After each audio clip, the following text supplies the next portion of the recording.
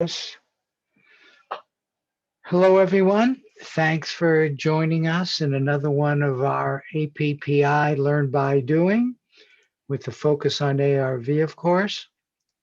And today I do want our to talk about how the group predictions compare to individual predictions. Many years ago, when I was working with Russ Targ, he said ARV ought to be a cinch because if you can get two people even at the 0.6 probability level, then the probability of each of them missing is 0.1 is 0.4. So them both missing would be 0.4 times 0.4, which is 0.16. And so both missing would happen 16% of the time. And if you waited for two hits, you would have like an 84% hit rate. That didn't work out, and that'll be one of the things we'll discuss here. So the outline for today is we'll do the topic discussion for about a half an hour, and then another half an hour to the tutorial for newbies and old bees. And we still at least want to recommend to you, but the viewer is in charge, this idea of positive feedback. And then we will be doing a prediction, analysis, and feedback, the full ARV cycle with CRAPS. So that'll take us about an hour and a half. Now, in terms of hit rates, and when we talk about groups and personal, the primary measure is the hit rate. And I wanted to start with what I see, what is, to my knowledge, the closest I've ever seen anyone come to 100% hit rate. And here it is. There were 14 hits in a row, 0 misses, and 9 passes. So they weren't in a row. The passes were mixed in between here, but there were 0 misses. And then, as you can see, he came down and settled in at the 66% line. This was much earlier work, and the red curve is the cumulative. We call it the success rate, simply the number of hits divided by the number of hits plus misses. Now, that curve is here again, but I always like to make this point that you should never get discouraged at first, and always watch what's going on with you, because there's so much to learn. That's a major theme. And here's a person who got as low as 30%, came up and ended off at 65% as well. So these kind of are like unique signatures, almost fingerprints, but as you'll see, they do have much in common. Now, we've expanded from the red curve because more and more people were getting up into the many hundreds, and so we came up with a different approach, because the cumulative starts varying slowly, and that's the red curve again. But we also wanted to track like a 25-day moving average where the passes are ignored. The cumulative includes passes, but the 25-day does not. So at any given time, like up here, the last 25 days, they were leveling off at like 75%. In fact, this is where they became precog pros. And I'll say a little bit more about that later. And so the green is the 25-day, and the 10-day, which you can always tell is blue, but it always goes to the even tens, since it's the average of the last 10-day moving average, it passes ignored. So here they got up to 10%, and up to 90%, I'm sorry. And you can see that's what helped them become a precog pro. But then notice the drop, and now they're leveling off at around 65 to 60% with this kind of behavior. It's this drop which is something we're really trying to understand, and we'll pay a lot of attention to that.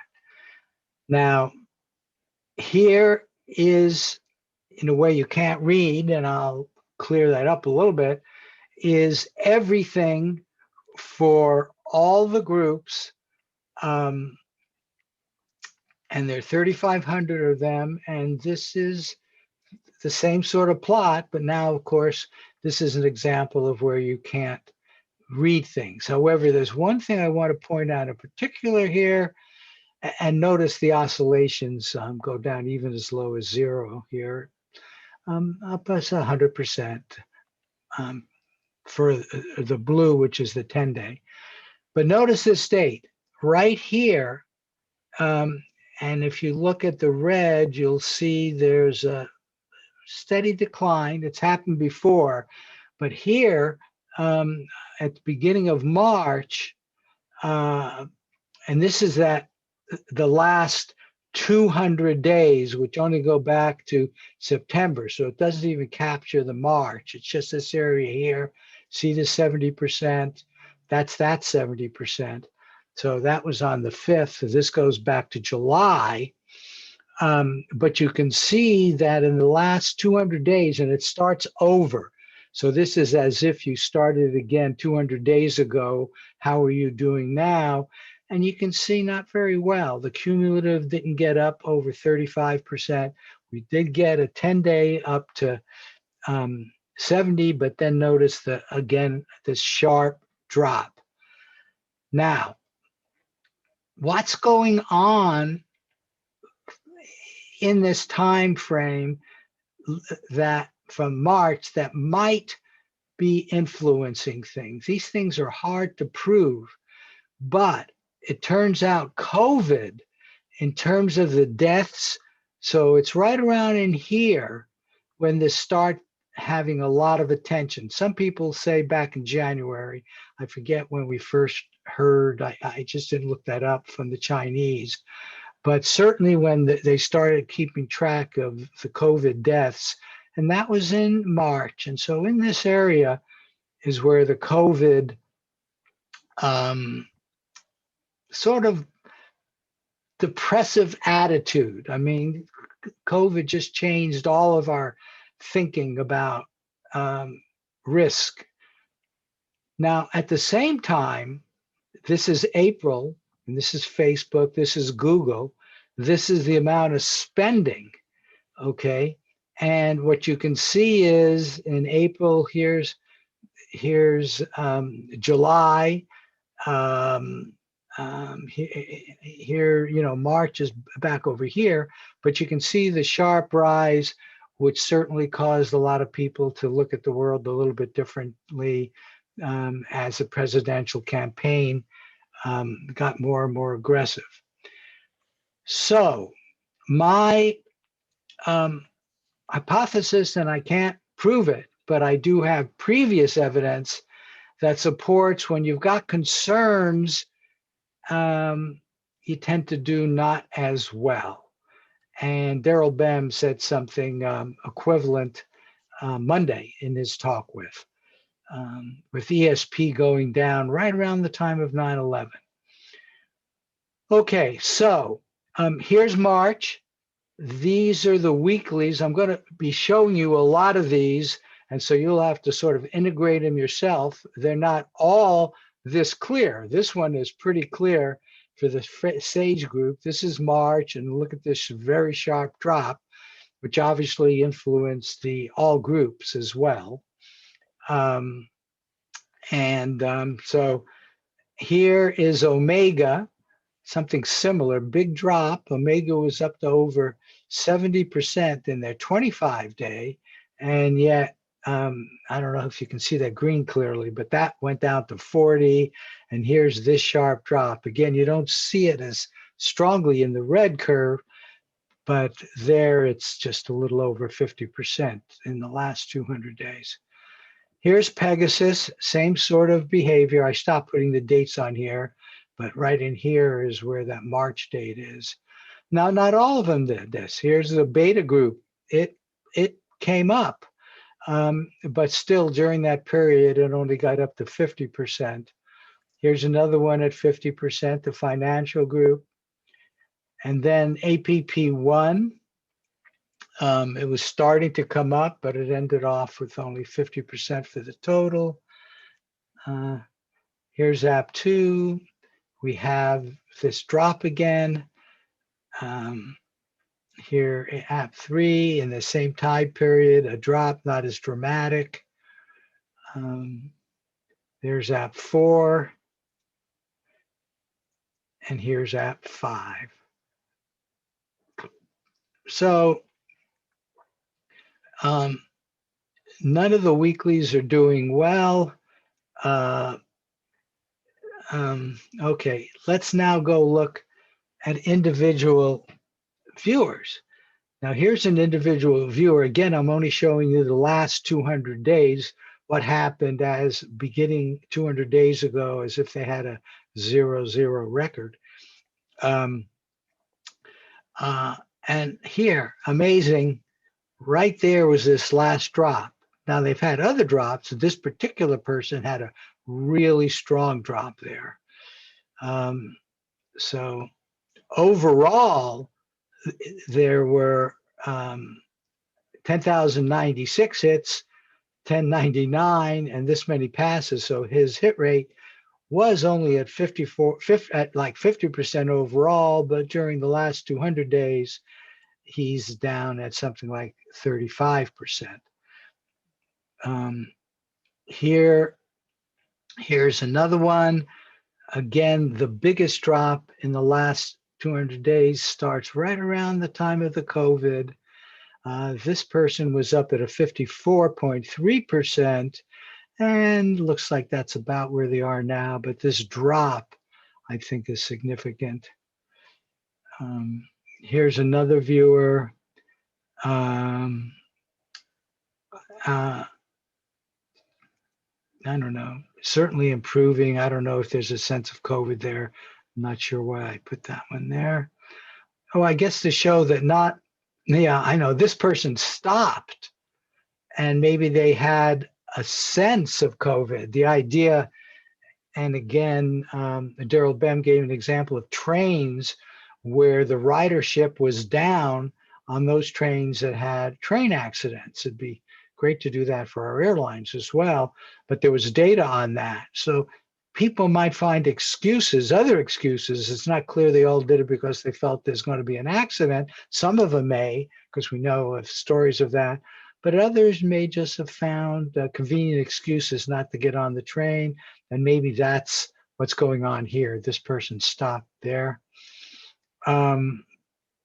Some of them, I think this is actually a full one, but only 120 are doing okay.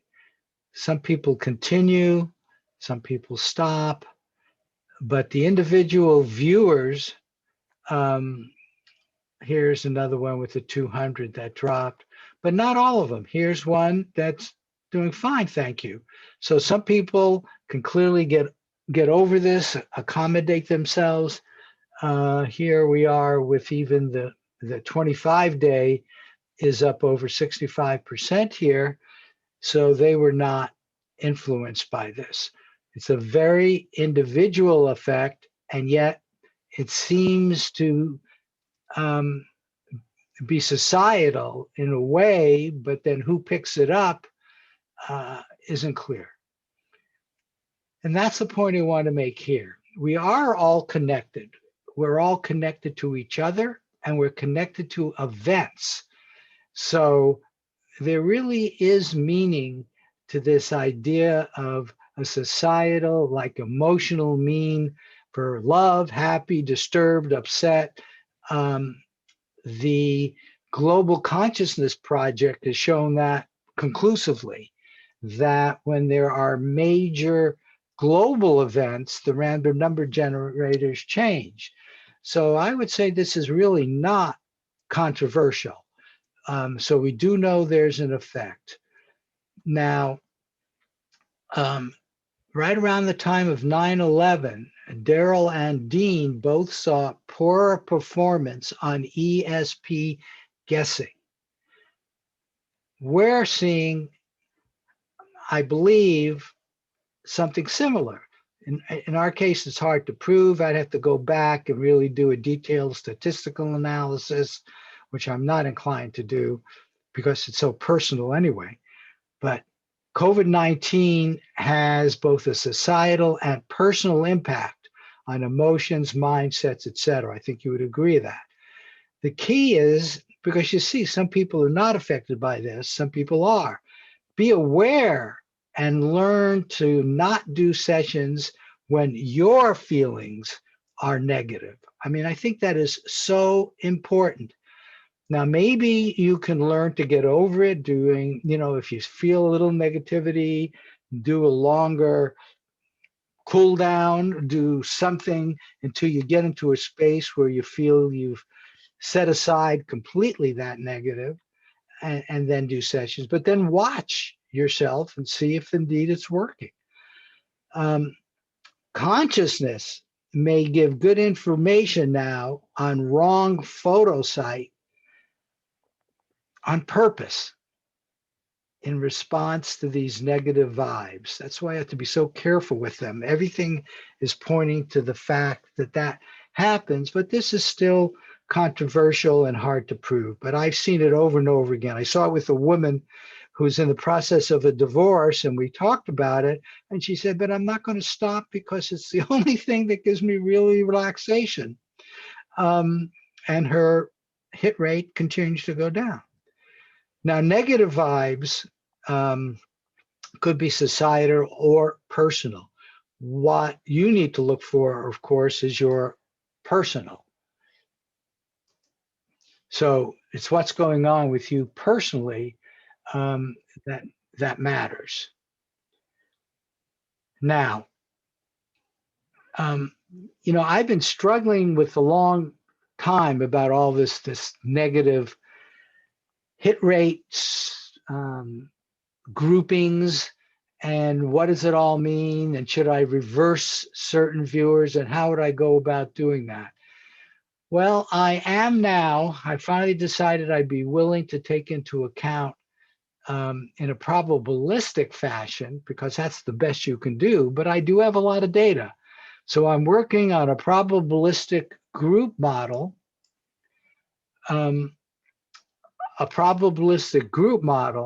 that includes reversing some viewers up and down predictions to get a group prediction. So all predictions and all viewers on that particular tasking will be involved in this. Now I'm using the following three parameters: the maximum CR max, the del CR, and the hit rate. Now the maximum CR, for example, would be 3.5, 4 to 5, 5 to 6, 6 or greater, 6 and 7. After getting one of those was the next prediction, because that's all I care about is the next prediction, a hit or a miss. So I can keep track of all that and come up with the probability. A lot of this was motivated by some very early work in the difference, the difference between the confidence ranking, and it was found that a difference of 2 was optimum overall for the groups. But I'm now doing that for each individual viewer at the level of 1, 2, 3, and greater than 3. And then I'm looking at their hit rates. If the hit rate is up at 70%, how do they do on their next prediction? So this is actually pretty, I think sophisticated, complicated to code, and I am working on it to improve it as we speak. Okay, this model uses the full history for each viewer and notes the probability of the next prediction being a hit or miss. These probabilities are combined to get the final group prediction. Now, I want to show, I've shown you, the good, the bad, the ugly for both the groups and the personal, but I do want you to know that some of our viewers are clearly statistically significant. I took off the viewer names, but here's a viewer that's got 150 hits out of 256 trials, odds against one of that at 281 to 1.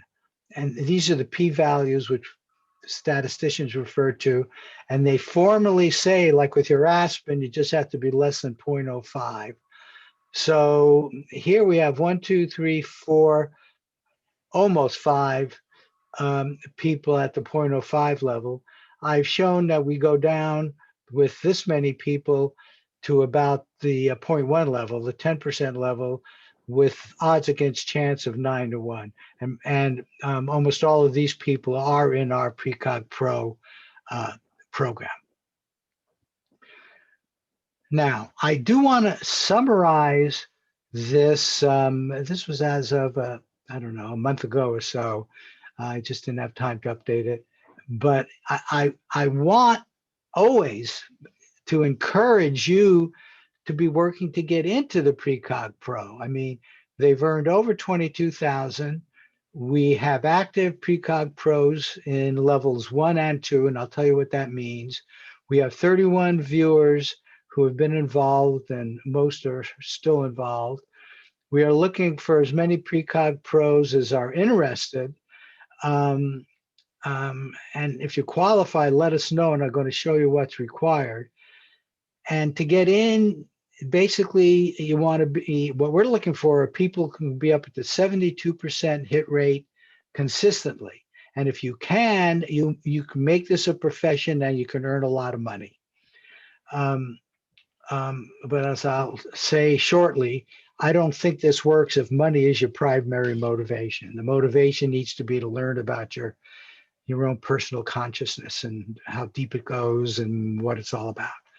But here's what it takes to qualify. If you're a newbie, and some of you here may indeed be newbies, if you get 7 hits out of your first 10, that's a hit rate of 70%, you're in. Just let us know. We have records of this, of course, on our server.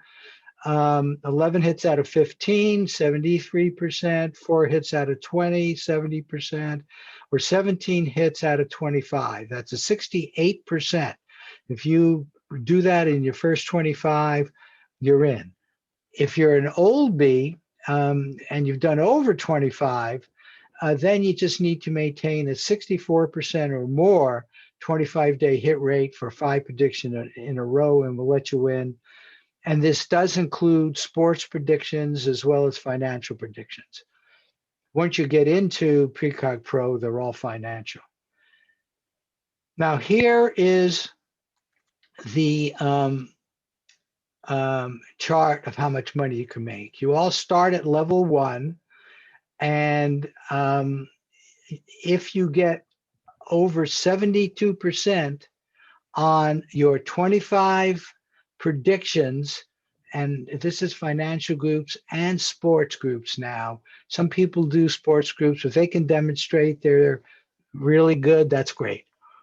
Okay, and the if you get over 2%, 72%, you go up a level. And you can see at 72%, if you maintain that, you can get up to very high values at 72%. But even better, if you can get up to 80%, look at the numbers then.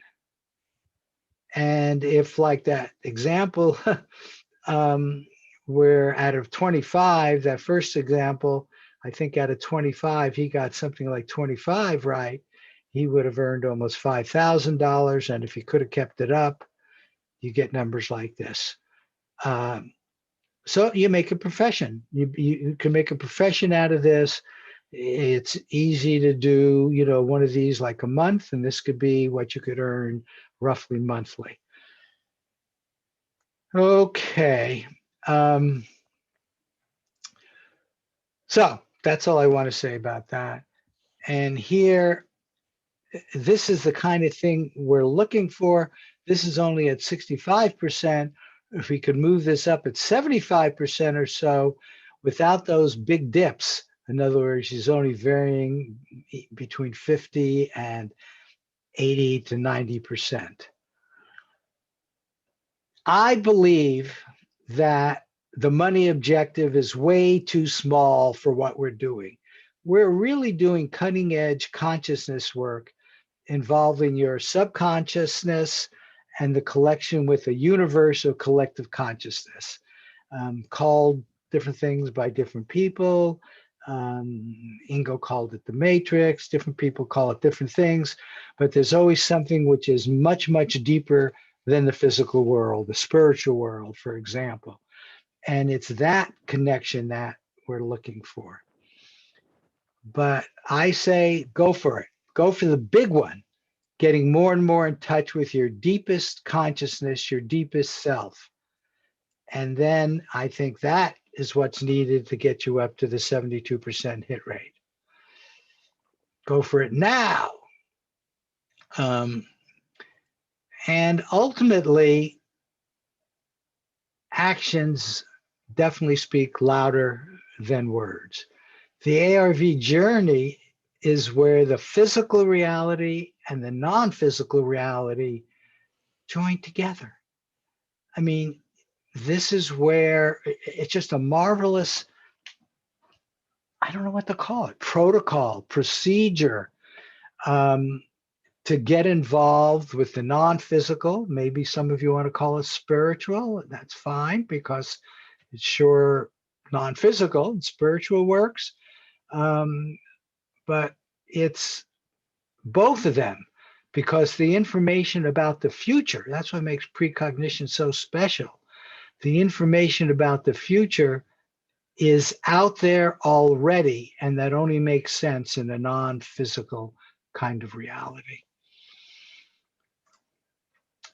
Maintain positive and focused intention, attention, and expectation. Did I skip one? Yeah, do ARV sessions in an effortful fashion. I mean, you're just paying attention to everything. In particular, you're paying attention to what comes into your conscious mind, and you begin to distinguish what is coming from the deepest part of yourself, the universe of collective consciousness, through your subconscious, and what might be coming through your analytical mind. But you're watching your consciousness all the time. And I believe you need to smoothly integrate this into your life. If you want to fool around a little bit with precognition, hey, that's fine. But if you want to really go deep into yourself, you need to do it regularly. Joe McMonagle used to do 6 per week. Use it or lose it kind of thing. And so you just need to integrate it. You need to find that, I don't know, hour a day. The RV session takes maybe 10, 15 minutes. You look at the prediction, you do your feedback session, and all of that takes less than an hour a day. But you have to work those times into your session, into your life. And always maintain positive and focused intention, attention, expectation. When you go negative, you need to be able to turn that around. Consciously guide your emotions. Emotions are a very big part of this, producing positive feelings and actions. And we get to do that with our free will. If you sense a negative emotion, if you sense negative feelings, sense negative ideas, just take a moment and turn it around, disappear it, turn it around, minimize it, find something positive to focus on.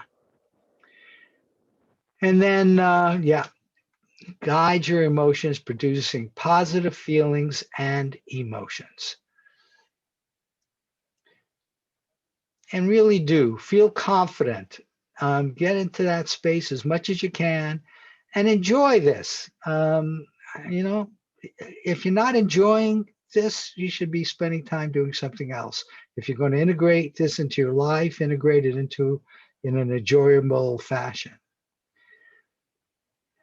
And I like that graphic for extreme confidence. Okay, so with that, I'll stop and ask any questions on this first segment. Marty, could I make a comment? Yeah, please. Hi, Joe.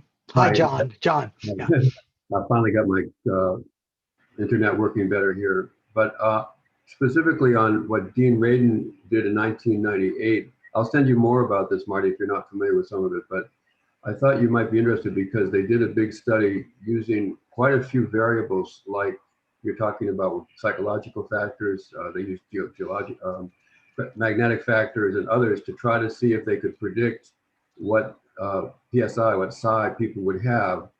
And overall, they had, I don't know how many people, they had several hundred. And they put the first cohort through. And from that, they devised four or so, or I think it was 6 measures to try to predict the psi that the future people in the study would show. And they were able to predict their level of psychic functioning, which wasn't very much, if any. But I thought if you haven't talked to Dean Radin about that, you might be interested, given what you just said about trying to use probabilistic predictions based on previous work and the factors that could be involved. So I just want to make that comment. Fascinating stuff that you're putting out there, Marty. Okay, thank you, John. And you might have missed Monday's talk, but Daryl discussed that study and his own study showing that negativity being around did in fact reduce the ESP. Now, it might have been a small amount, but they always do enough enough trials that they turn out to be statistically significant. But it's I missed that. I missed that because of my recording, but thanks for that. Yeah. Okay, Tom, you have a question or comment? Yeah, can I ramble for a minute? Yeah, please. As you were talking, Marty, I was thinking that 30% is still psi functioning. 30% is 20% above chance. It's just sort of a phase below shift. Chance. Below chance, yeah. But below Oh, chance, no, I which what is you really mean. above chance. Exactly. And so, 30% is actually, if you look at it is the mathematical term absolute numbers. Yep. 30% is actually better than 60%. Yep. And so when you said that the beta group went up from 20% to 50%, they actually lost 30%. In terms of psychic ability, right? Yeah. So admittedly, I'm just sort of rambling here. I don't know how you can make use of this, but in your chart several times, people were at 0, which actually means they're at 100% psi functioning. Right. So how can you make use of that data? Well, that's why I'm jumping into this probabilistic prediction model, which is called PRED, capital P, capital R, capital ED. And I'm trying to use just that kind of information. Like when a person is at 30%, is that person more likely to have the next hit be a miss or a hit? Because as you said, lots of times they do turn around, but lots of times they don't. And we'll see. I am working this, and I am prepared to have a person who I believe probabilistically is that the next one will be a 30% miss they'll get. I'll reverse if they went up or down. So if they went up, I'll actually count them as down. So this is the first time I'm really trying to take your point, which has been around for a long time, and I know you and I have talked about it, seriously, and put it into a mathematical model. Thanks. So we'll see. Okay, any other questions? Let me see if there was anything in the text box. We're going to go to say what happened on a group level. Yeah, so adjustments are applied, and I'll keep you informed about all this.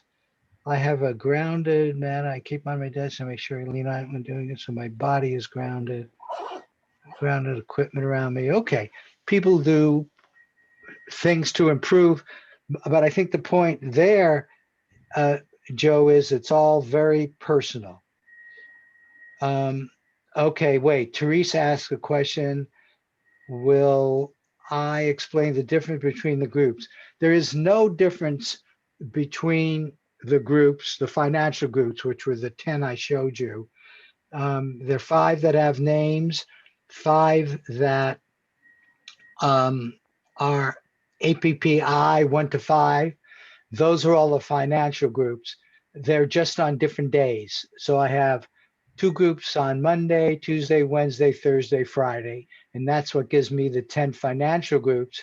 And then there are people who do, and other people, I'm managing all of the financial groups. And then there are other people who manage the sports groups. Marty, Yep.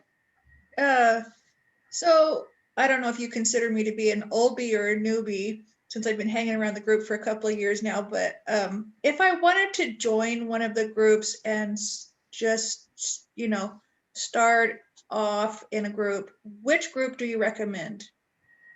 Doesn't matter, in my opinion, because one of the bottom lines of all this is you work on your own history, your own hit rate. You learn from yourself, which is much more important than what the groups do.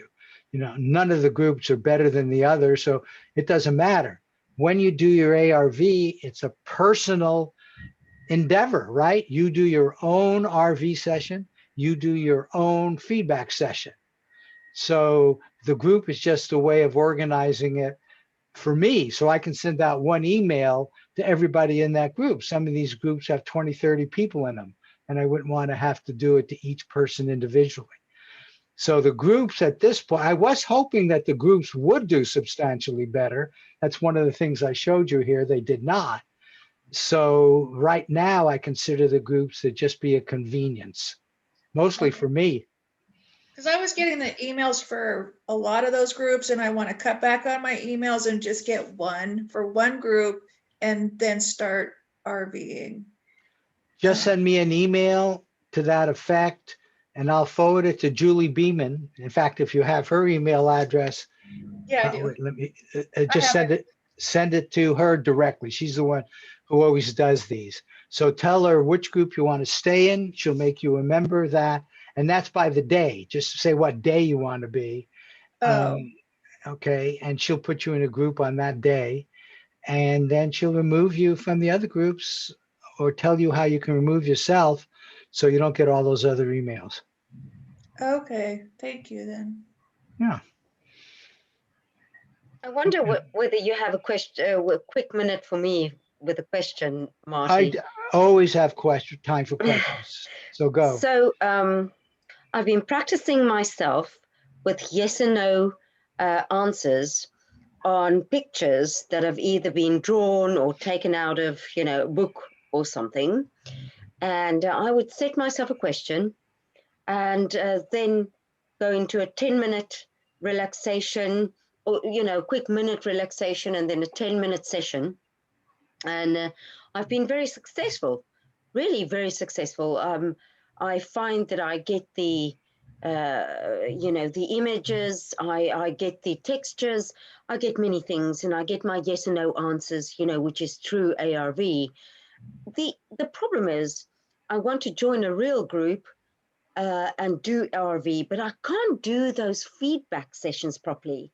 So if I could maybe get somebody that could just take me once again, step by step, but I will try today again, because I think that's my problem. I think it's not the RV, it's the feedback, how to provide that properly. When you do it yourself, how do you do the feedback? Well, I just write it down myself in words, really. What is the feedback? Did I get this right? Did I get that right? And I look at the pictures. So it's not according to your scale, I need to understand that scale of feedback.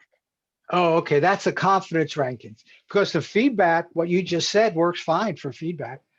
Okay, so the confidence ranking then. Yeah, okay. and we'll do that again. How comfortable do you feel? Okay, that's the problem that I have now. Okay, we can do it tonight then. Yeah, we'll do that tonight. Perfect. Okay, any other questions, comments? Okay, so let's move on to ARV for newbies and oldies. And I still believe this positive feedback approach is worth doing, certainly worth considering, but the viewer is in charge. Now, I still haven't come up with a better way of discussing this. Over the years, I've had so many different ways. I do believe this is sort of the best for newbies to understand and for oldies to sort of get again. The first step is to do what is a classic remote viewing session. You describe and sketch your, and we use 6-digit numbers, feedback target, something that you're going to see in the future. Okay, so that starts in present time.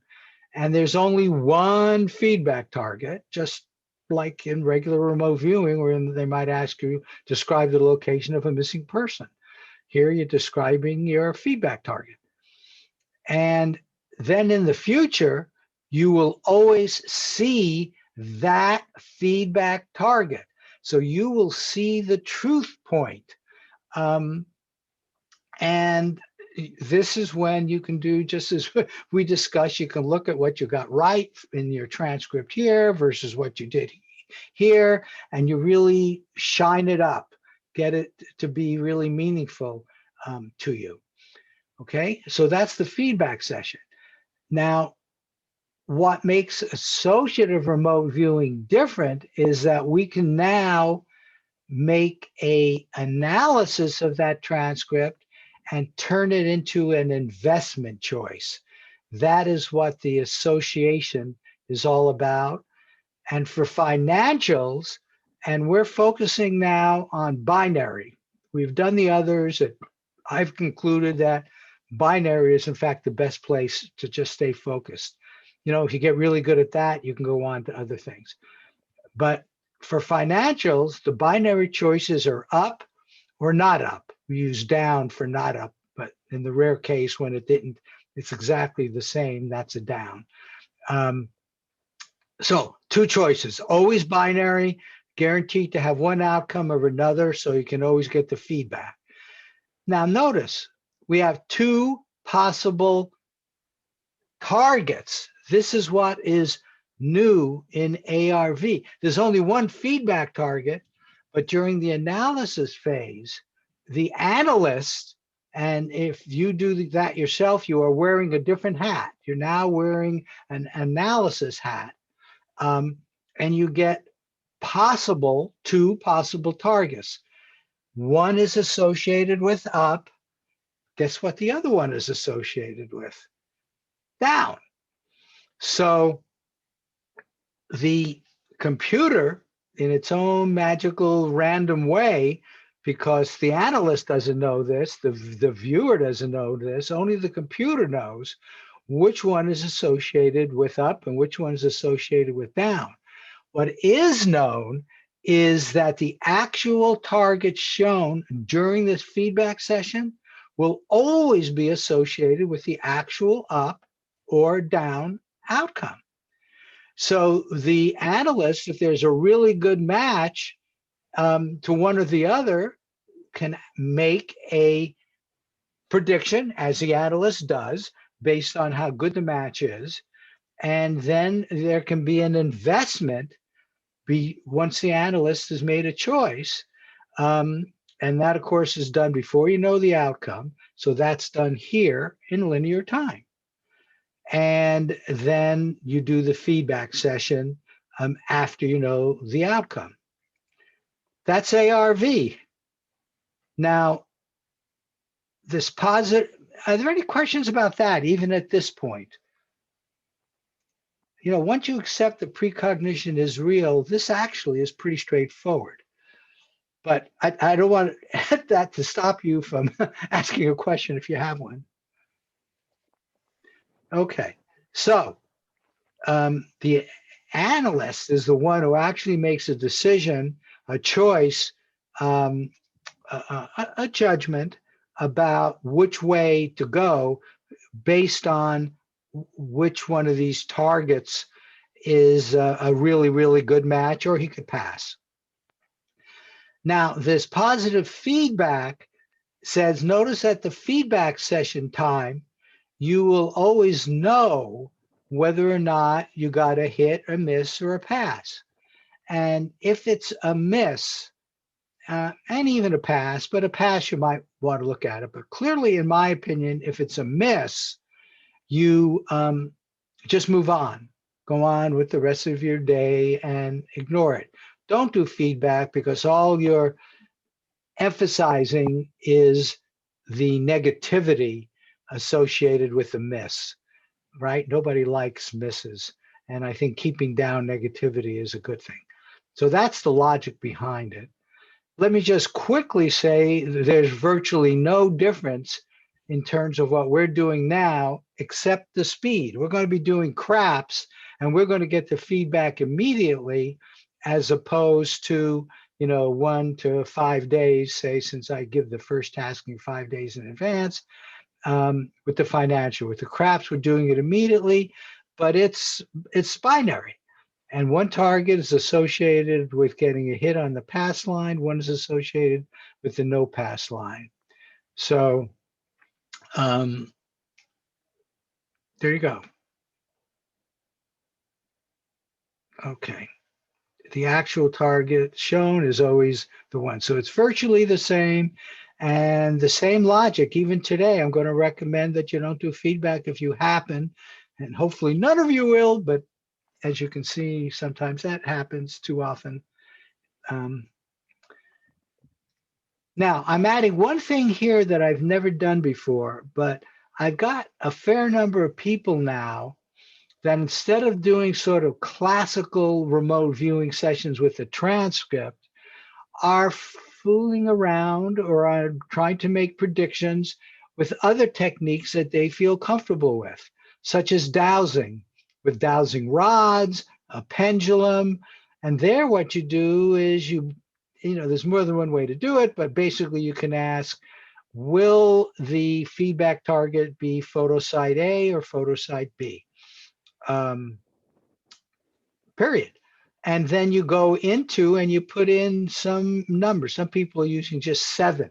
I can tell that they're using these techniques because they always put in a 7, a 7 and a 0. But you'll do whatever you want. And the other thing are these body signals. There are many different ways. They're using the arm. Is it stiff or not stiff? Feelings in the fingers. Many different kind of body signals. Dreams. We have some people who are using dreams. So, you're not restricted, and you're welcome to experiment. Always wager wisely, get rich slowly. Once you build up this reliable edge, you're going to be able to make money. But if money is your goal, I think you're going to have a lot of trouble. The goal needs to be something deeper than that. Now we use what we call photo sites, which are basically photos, but a photo doesn't have sound associated with it, but it's pretty obvious sometimes, like with a waterfall, there's going to be sounds, or a beekeeper with bees around, there are going to be sounds. I had one guy go bzzz, bzzz all over his transcript. And so you can get these first impression gestalts, which are what would happen if you took a quick look at it. And often, not all the time, but often that's what comes up first in your sessions, or these big picture stuff, water, motion, things of that sort. But you can get anything that your nervous system, it's your nervous system that is reporting to your consciousness from your subconscious mind, from the UCC. Okay, and I'm just emphasizing this positive feedback approach. Here's an example I want to make, because we are now using this. We use what we call harsh analysis with gestalts. And what that would mean in this picture, there are no people. Who knows? Maybe it was an automatic thing that did it. We would give at best half credit for that. And later you'll see how we do the credits. But certainly for a sound and a round geometry, you would give first credits, white, red, green, full credit, people half credit. So that's what HAG is all about.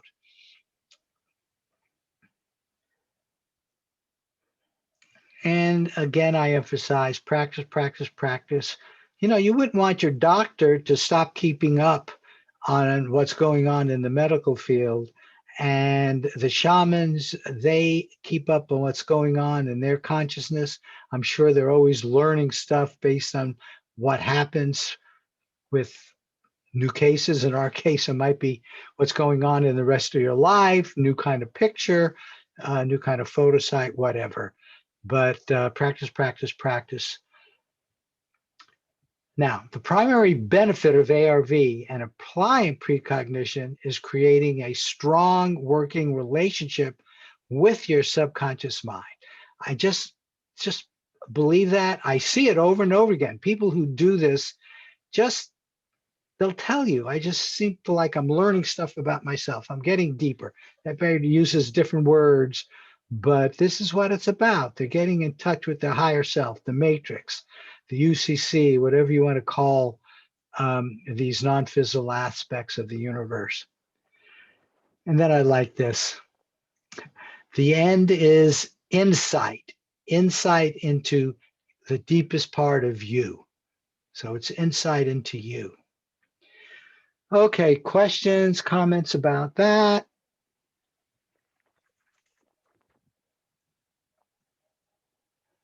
Oh, that's interesting, Grin. I hadn't known that.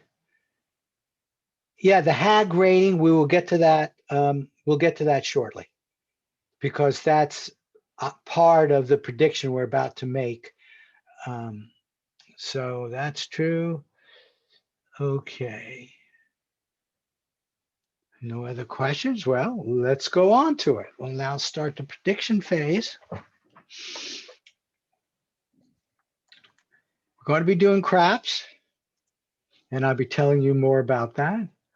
But first, if there are any newbies here that are all not in the group, most of you, I recognize your names, and you probably even got a tasking, which I sent out this morning.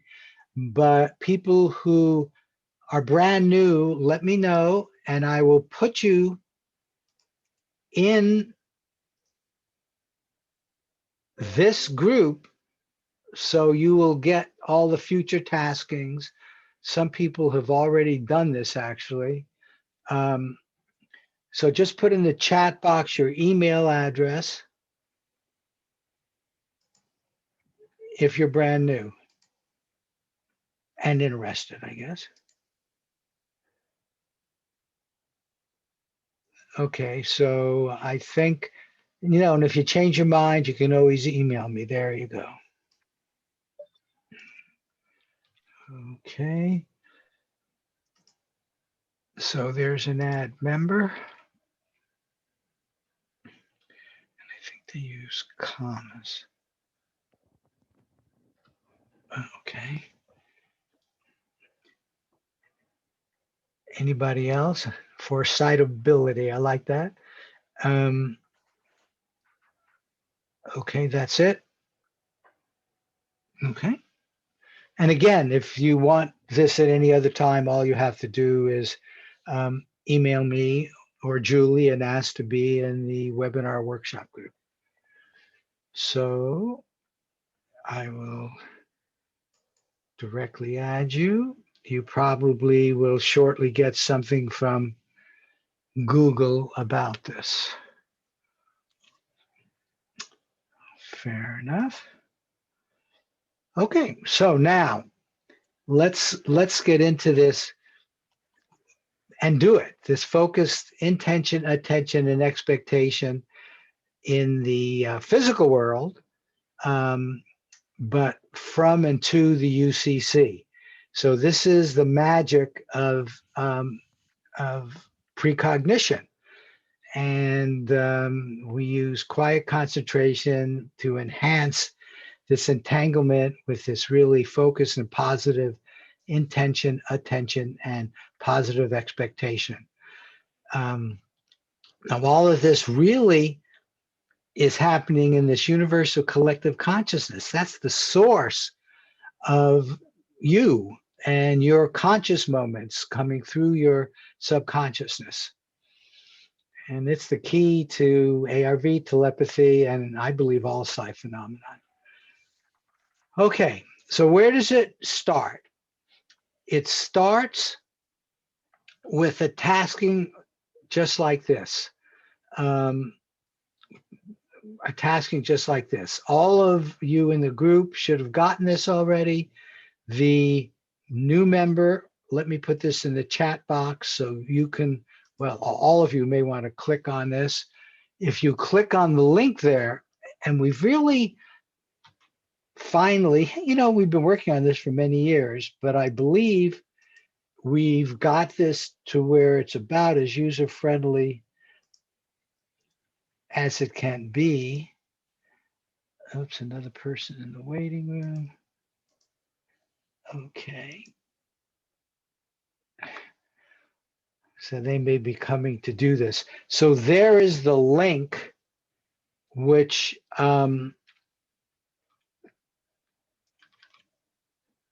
goes along with,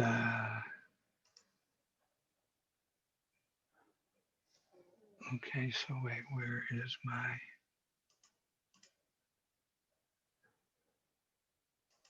there we go. So all you do is click this, and then the next page that will come up will look like that. All you do is put in your email. And if anybody has any questions, please ask away in real time here, because this is what you're going to do. After you put your name in, and click here, notice webinar workshop was already chosen for you. These are the other groups. What you now do, you now get your coordinate. So you will have a specific coordinate that is yours. And you can probably do that now just to make sure you've got your own coordinate. Make sure you have it. The old bees, once you have your coordinate, you do your RV session, right? That's all you need to do a remote viewing session, step 1 of ARV. So if anybody's having any trouble with that, getting to the website, let me know now.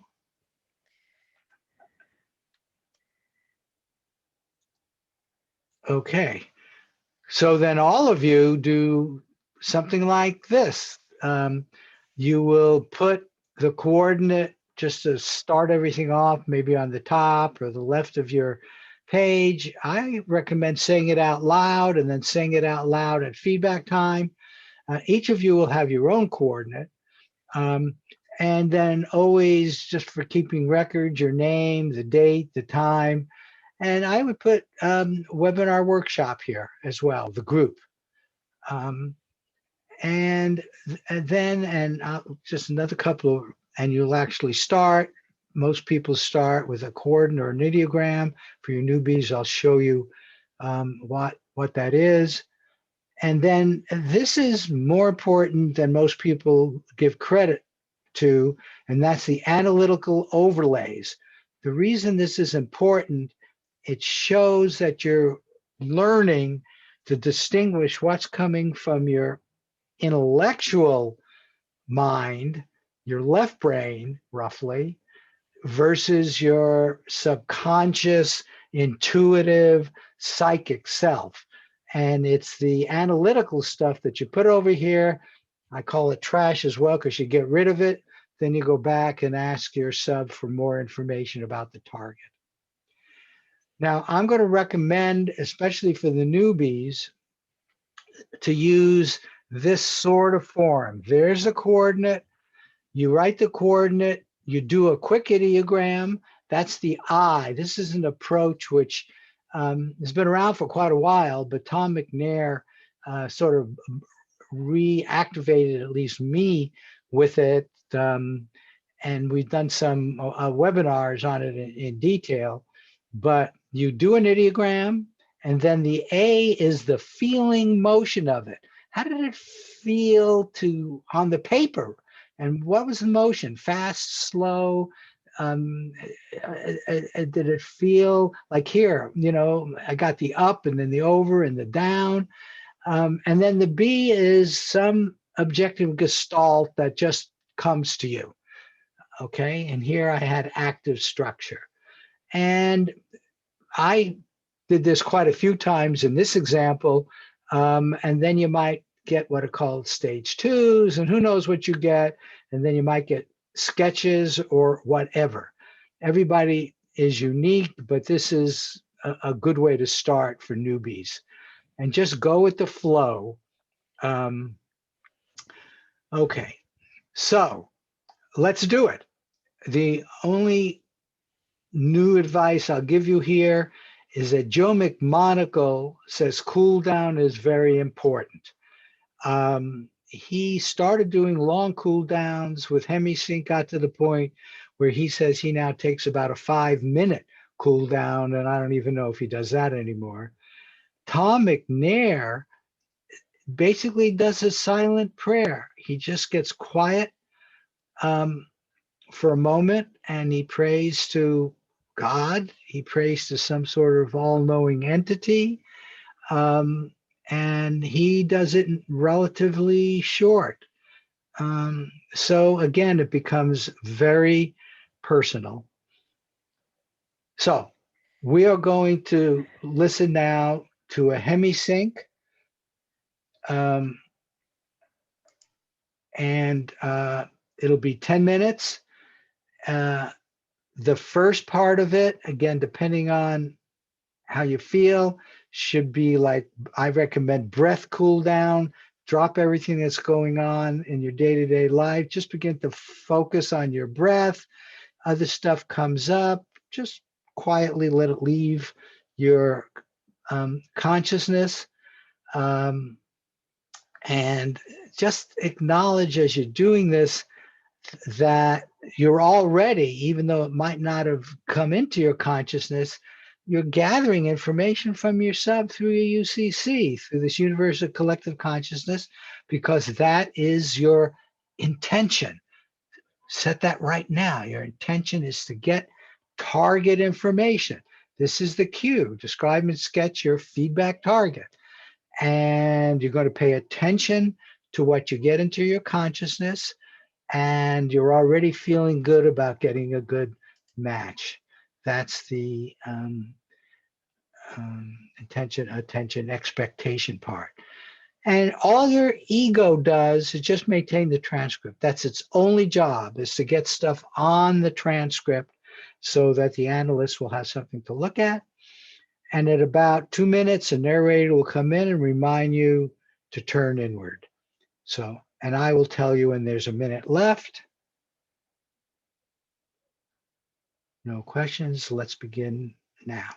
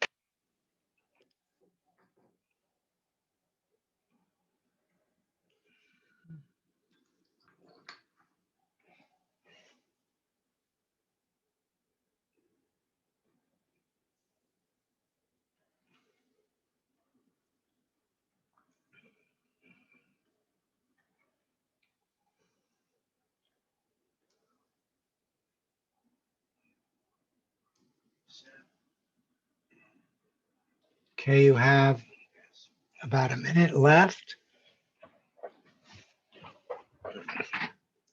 You might get another perception or two.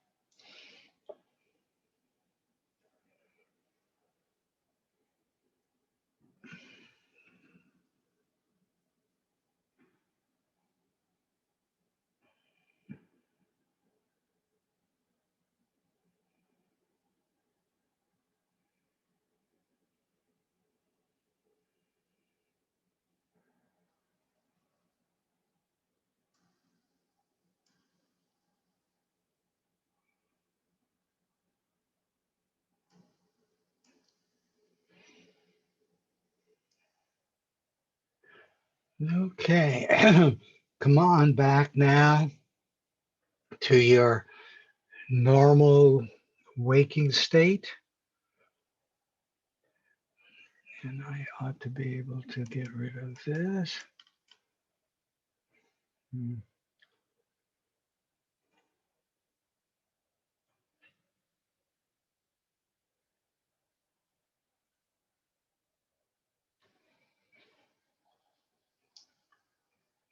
Okay.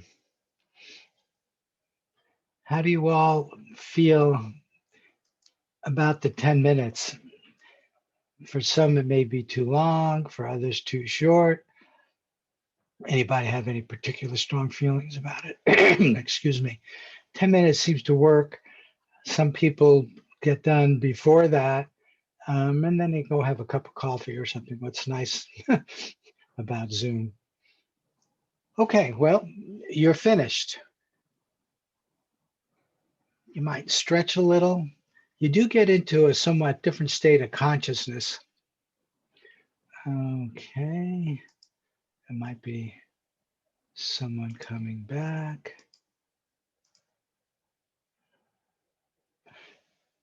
So now now you've got this transcript in front of you, right? What's the next step? The next step is to do the analysis, the step 2 in ARV. And again, this is all very personal.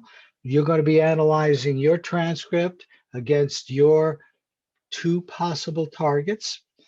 So let's do it. Photosite A and photosite B, and I don't even know what they are. The computer chose them. One will be yes, one will be no, to the question of will the pass line craps play be a hit? And if it's yes, then we'll play the pass line. If it's no, we'll play the no pass line. Okay, so now the idea is to match to the 2 transcripts. How do you get your 2 transcripts? Well, you do analysis by going back to the online page where you received your coordinate. You remember here? That's where you got your coordinate right before you start. You go right back there. And if you're at home and you did it separately, if you just go back in with your name, click the same link, you'll come back to this page with this coordinate, and you then can do this step, which is to put your transcript on your computer one way or another. With the smartphones and all that sort of thing that we have, this has become less and less of an issue. And so I think almost all of you know now how to, either by taking a picture of your transcript or scanning it. Some people even do the whole process on their smartphones. In any case, you need to get to the point where you can browse your computer and put the transcript into the text. So I think hopefully you all know how to do that. I'm wondering if, okay, are there any questions about that? In this day and age, you'll come up with that file manager, which will show your whole computer, and then you need to find the specific file that's your transcript, because we'll actually want to look at that. So please do that now. Are any of you having problems with that? The old bees do this regularly. This is exactly the way you do the beginning of step 2. Now, on your transcript, and this is where we begin to get to HAG, on your transcript, each of your elements, including your ideogram, number it. 1, 2, 3, 4, 5, 6. Here the numbering went up to 27. So you number it. On your transcript, I hope you put either end or end of session, which shows that you are done with step 1. And now in other environments, we actually used sheets like this, but that's now been automated. But the idea is exactly the same. The idea is you've numbered your stuff here, and you look at number 1 and you compare it against photo site A, and oh, no, good, it's a blank, it's a blank. You finally got down to number 4, and number 4 was the color white, and oh yeah, it is white. And I've got green, brown, blue, so we got a bunch of A's here, a whole string here. And notice the little a's. Those were the half points I mentioned earlier.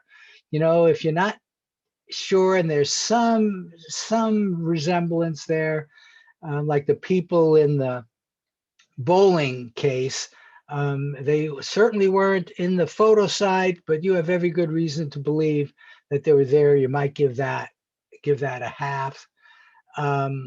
Sometimes it's just a color is just marginal, and it's somewhere between not being worth a big A and nothing. You might give it a little A. And then you do the same thing for B. You look at the same numbers and you mark them all. But then there were mathematics involved. That has now been automated for you.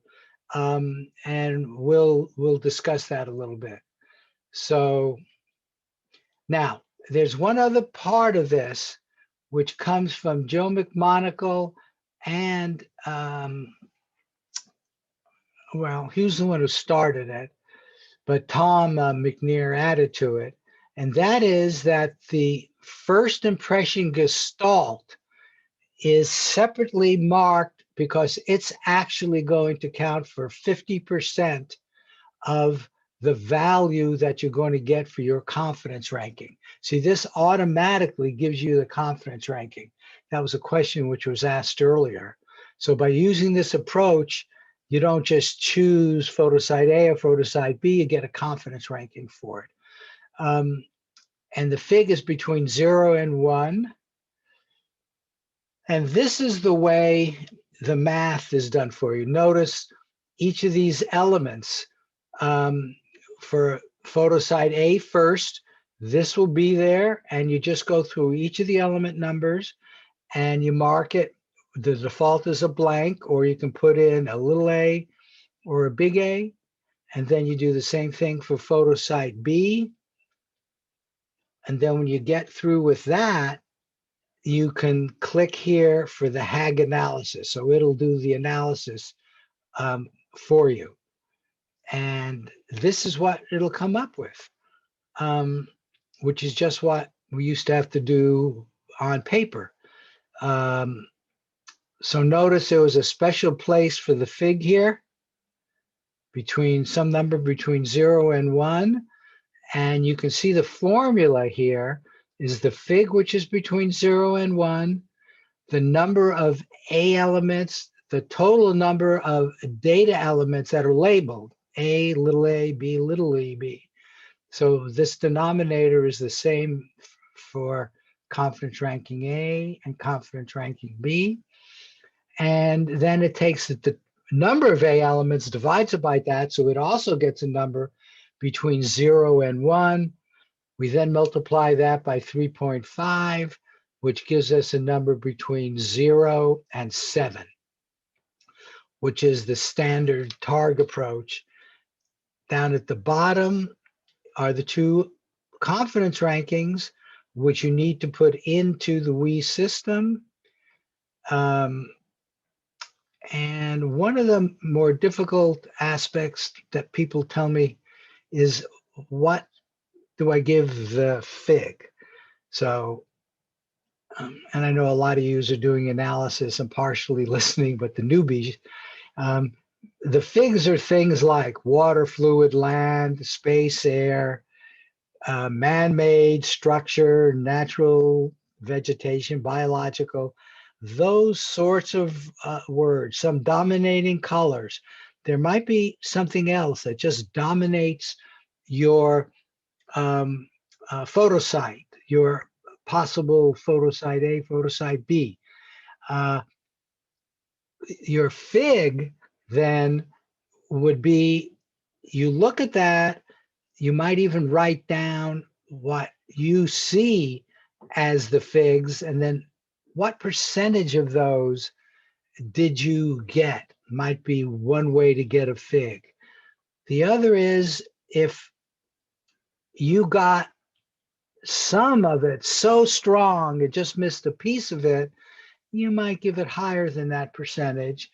On the other hand, if you got very little and just got one portion of the pig, then you would give a number closer to 0. So, 0 to 1 says, yep, I captured the FIGs in this photosite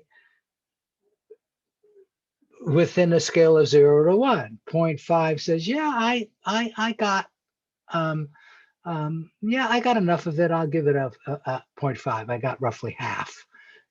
But you miss something. Okay. And then you come down into WE, where you'll see both of the possible photosites. And then here is where you use your drop-down menu and you take these numbers here and round them off. This would go to a 2. This would probably go to a 5.5. Also, if your intuition is telling you to up them a little or down them a little, that's a reasonable thing that you can do there. And these are 0 to 7 based on the TARG confidence ranking, which goes way, way back to his days at SRI. But what we found is the HAG automatic technique turns out to be very, very close to this. Now, in all cases, 3.5 is the limit for wagerable. If you put in over 3.5, you're saying, and HAG would be saying, and TARG would be saying that this is wagerable. If you get up to a 5, that's really strong. There you're bringing in unambiguous, unique matchable elements. And some people are still using this. Again, the viewer is in charge, because you quickly get a sense, down here, there's no correspondence. A 3 is a little bit of psychic, but you don't want to go with it yet. It's right on the margin. And a 6 and 7 is where this analytical overlay stuff comes in. Okay, so let's, I've talked enough here. What I want to show you now, no questions. So you're doing your analysis. The analysis takes as long as it takes.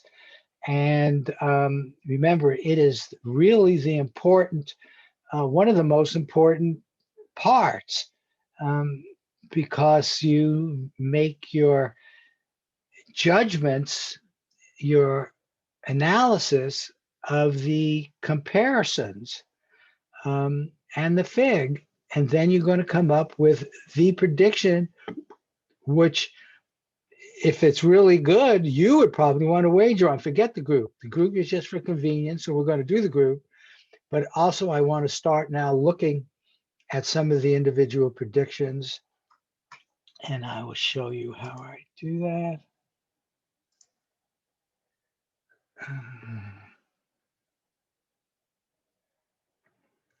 Okay. Why can't I close this?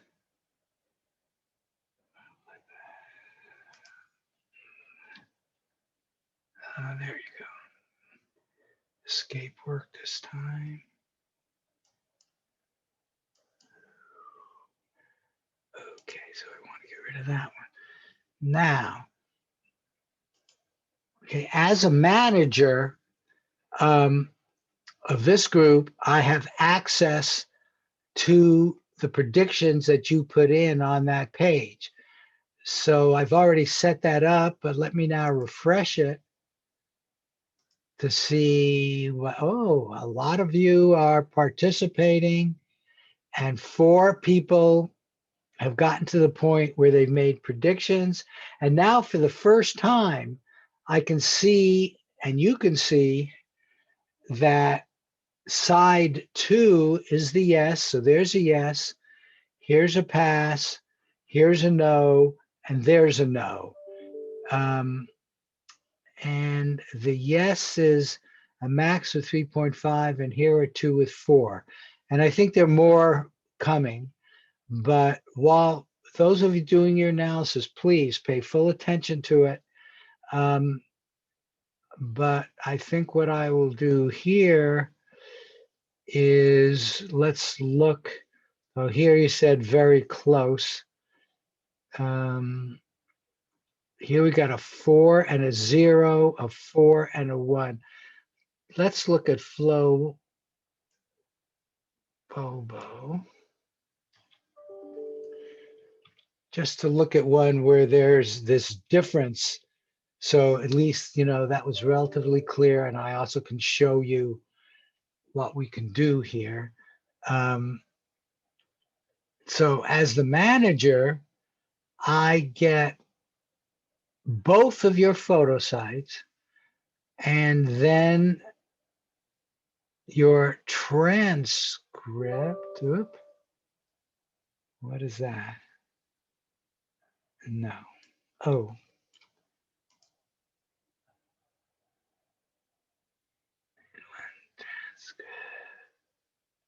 You entered 2 transcripts? Flo, I rarely get 2. I really only want 1. Are you still here? Okay, I don't see you. Okay, somehow entered 2 transcripts. And that may confuse things a little bit, but he predicted side 1. Maybe they're the same, but let's look at this one, which is the side 1. Okay. And I want to move you over there. Now let's look at what was his or hers. I guess I don't really know.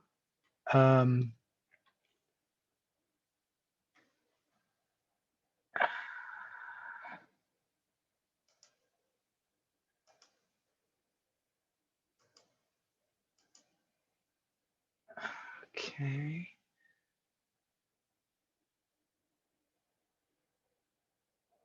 Wait a second. Oh, usually I did this the other way. I see.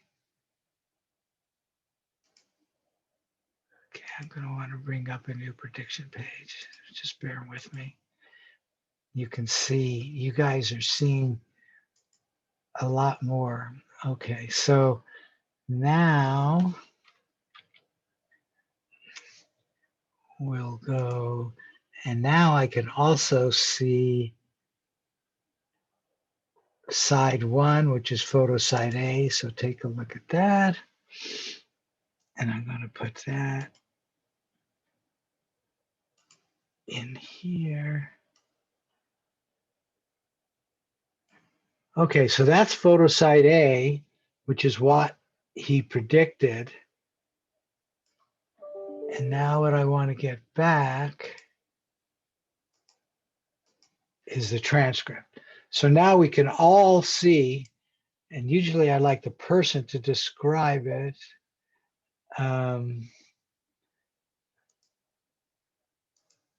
Okay, wait, let me let this person in. So let's see, what do we think were good matches and not good matches? Don't do readings when you feel negative. Okay, so he summarized stuff here.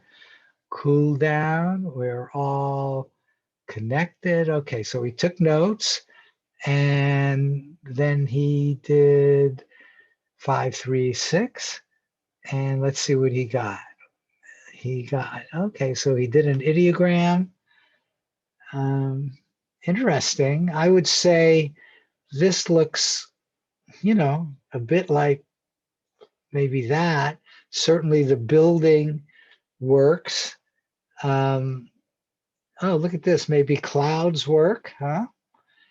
And then cozy, warm, shiny, metal, small digits, wood, rough, brown. I don't know what that word is. Tour, small, smaze, not sure. Tower, I think. Okay. Was this yours? No. Okay, but I'm doing that comparison, and I would say not too bad. He gave it a 4. I've never done this before, but since we've talked about 2, let's just look at the other one, because he gave that a low. He gave that a 0. And I have both targets. So let's just see if we agree. Having his transcript, I really can't move that over. What do you think? I don't see anything squarish.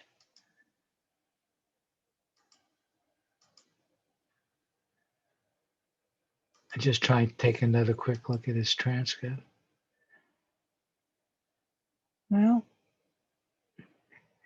he didn't say structure. See, both of these are structures, but he didn't say it in either of them. I would say that was pretty good, and he got brown.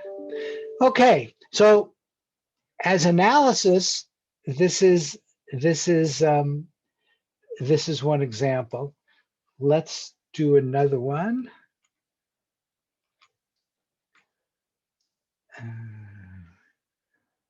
Okay.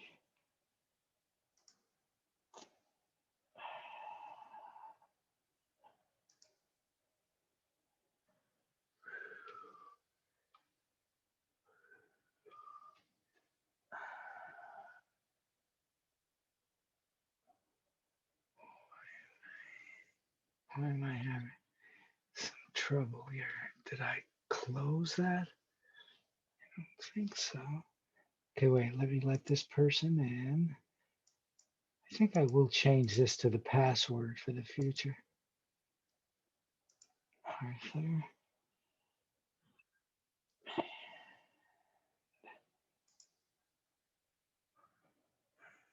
Okay, so let's get rid of that. And let's redo this. And let's see if we've got more.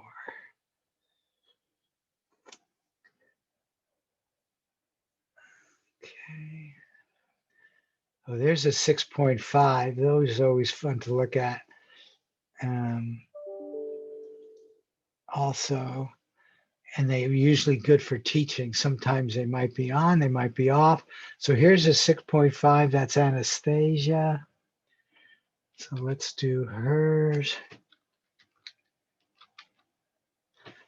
Okay. Anastasia. So there's your confidence ranking. You went for side 2. And so I'm going to open up photo site B, which is the 2, which is the one she said was the best match. Let's open that up first. Oh, no way, you didn't get the same one, did you? No, I think I clicked the wrong thing.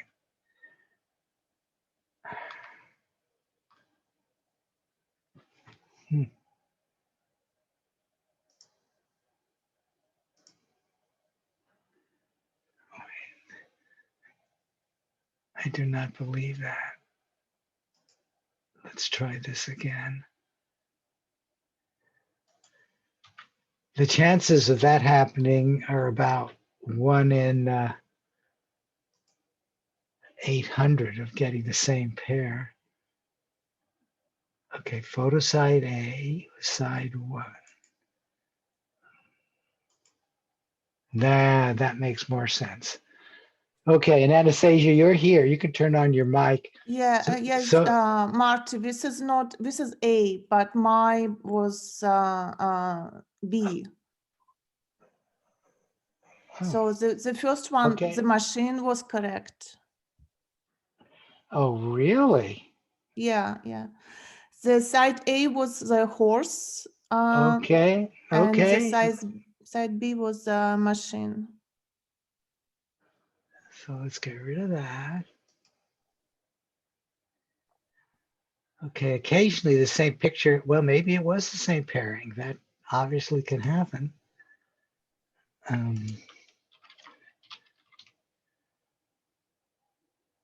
Let me just independently see. You had your CR up here. Yep, your side 2. You were right. I apologize for that. So side 2 is photo site B, and there it is. And let me copy that, and then we'll get your transcript.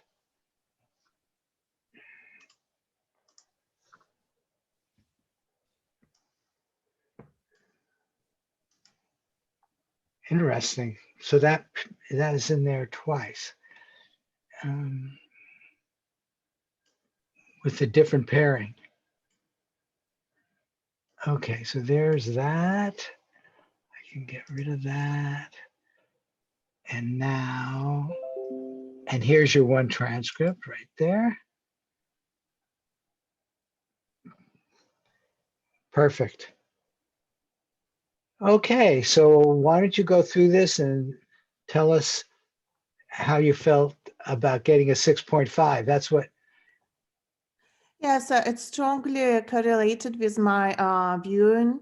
I saw man-made, huge, hard, roundish, man-made metallic with motion energy. Yeah. And I saw some sharp, rotating, noisy, unpleasant, metallic, huge, smooth, rusty, shiny, sliding. So it's basically all of the descriptors correlated with my vision. And this looks really good too. Inside there, I'm sure there is moving stuff. What did you give us your fig? My fig was 101. 1. Mm-hmm. Okay. Yeah. Okay. And again, sometimes I'm totally honest in terms of my own feelings, but I would not quarrel with this. So that is a very good one. And if any of you disagree, this is really a discussion. Anyway, excellent. Thank you, Anastasia. Okay, well done. So I can get rid of that one. And let's refresh. And we'll continue. And let's see what else we got. Okay, so I think we're not getting any new ones. A lot of 4s, 3s. Okay, look at that was a yes. There's a oh, we now have 1, 2, 3 yeses, 4 yeses, and 2 nos. Okay, interesting. Let's see, let's look at one more example just because. One of these from one of the newbies. I'd love to discuss this with the newbie. Who was it that had the questions earlier about the judging? I'm sorry, I forgot. Can you acknowledge yourself? And Marty, it was me, Krista. I had the okay, question. No, I'm a newbie because I've been coming on these calls for a while. But it's just that I need to judge myself correctly, and I don't think I do it the same way as other people do. I don't write everything down correctly. And I've judged myself pretty low. I had a 9 and a 3 because what is your, Christy, what is your email here? I want to look at it. Krista.v.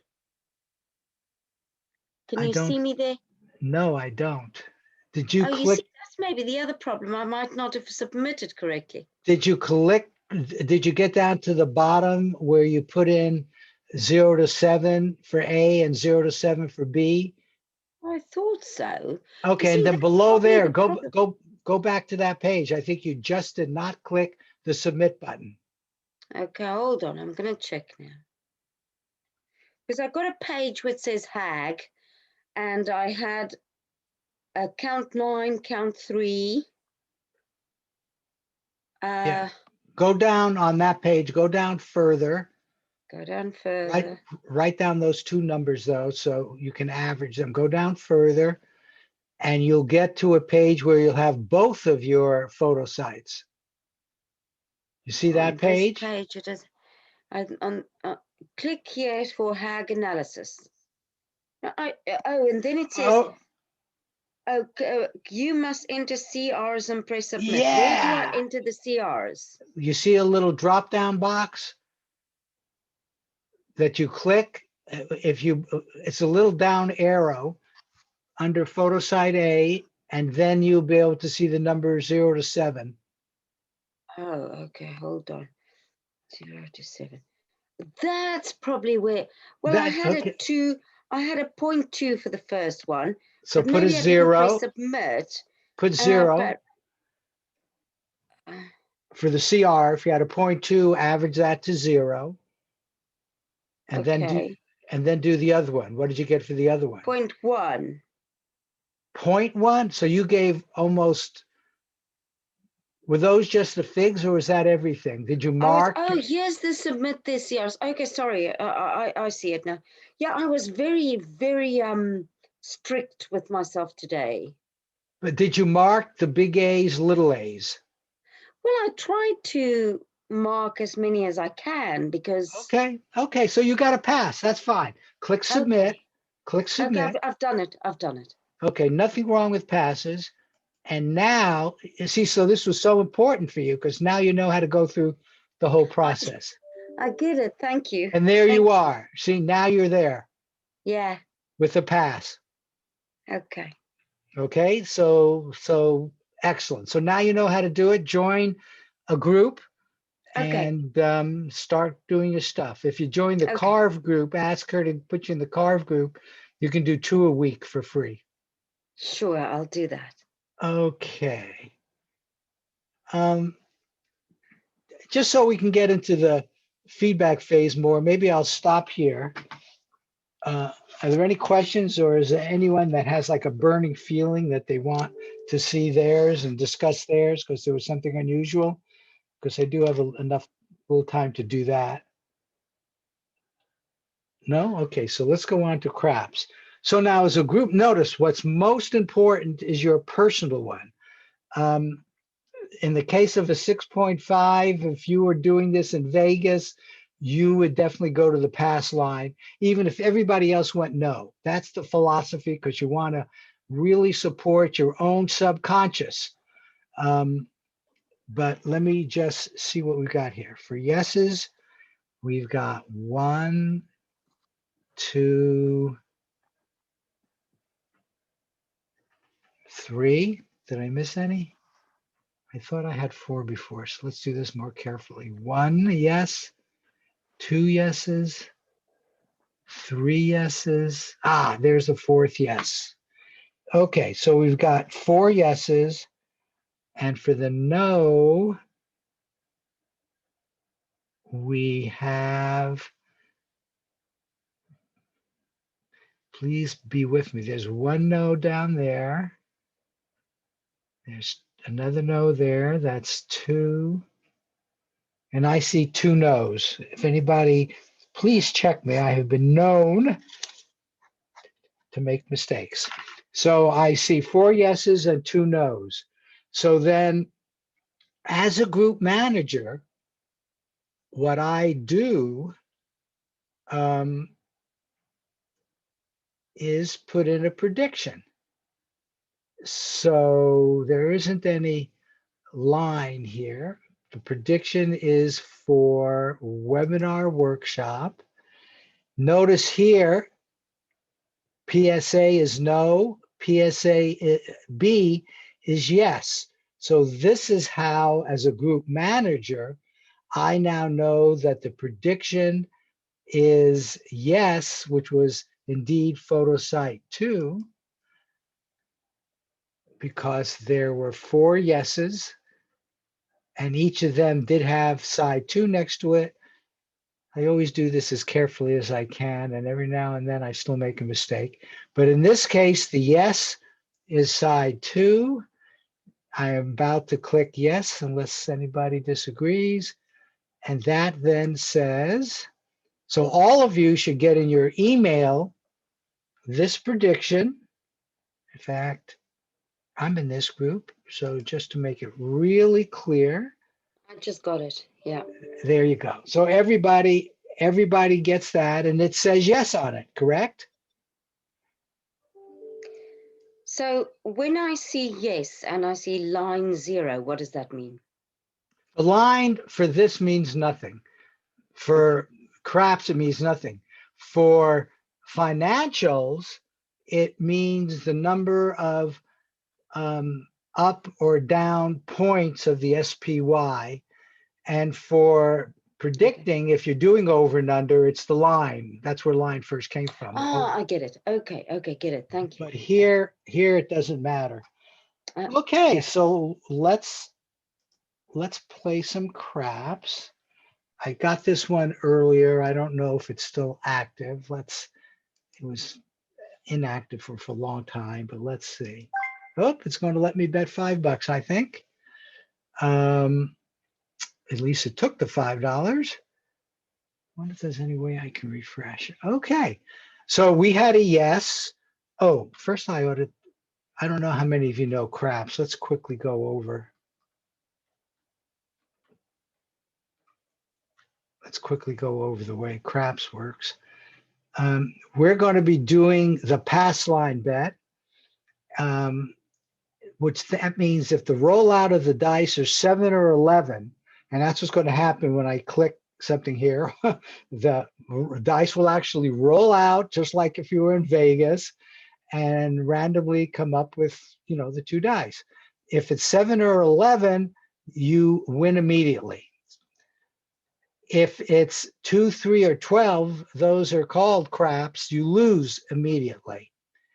If it's any of the other numbers, 4, 5, 6, 8, 9, or 10, you roll again, and then you must roll that number again before getting a 7. If a 7 comes up before then, you lose. If these numbers come up first, you win. So lots of times it takes many rolls to determine that. But sometimes it happens first way. Now notice the edge here is only 1.31% playing it this simply. And that's better than roulette by a lot. Now, the other one is just the other way around. If 7 or 11 comes up, you lose immediately. Notice here you won. One of the differences is if a 2, 3, or 12 comes up, now I'm going to have to explain this. If a 2 or 3 comes up, you win because here you lost. But the way the odds work, they had to choose one number, and usually they choose either 12 or 1, which are the lowest probability, but that's enough to give them their same percentage win. So that would be a push, and we would start over again. Okay, so let's do it. There we are. I'm betting $5. Notice it's 1-1 in these people's play, not 12. So it looks like it took it. And let's roll. It didn't take it. I was afraid we were too long. Okay, so I need to log in again. And I don't suppose that thing is active now.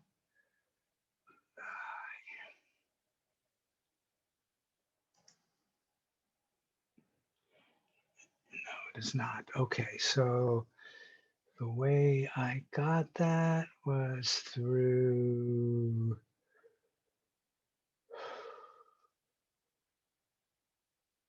okay, Betas Casino.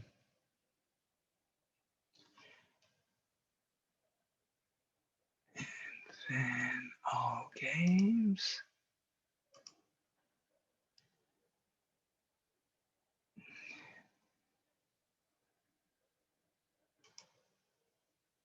All games there. And then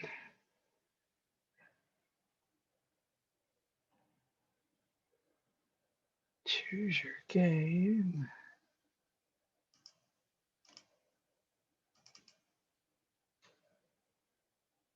Casino.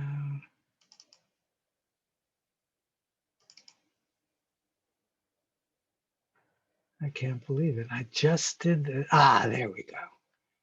And then we do the Bet Us Casino. There's no way to beat this just because they time us out.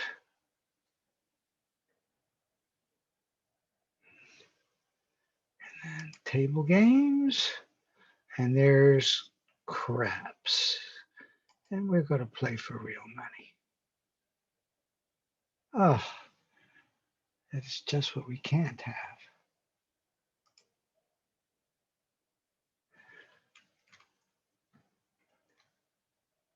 I don't know why I am having trouble with this. I do not have Flash or want Flash on this machine.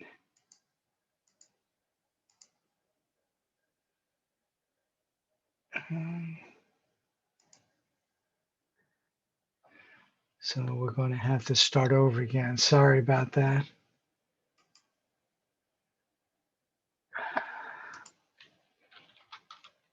And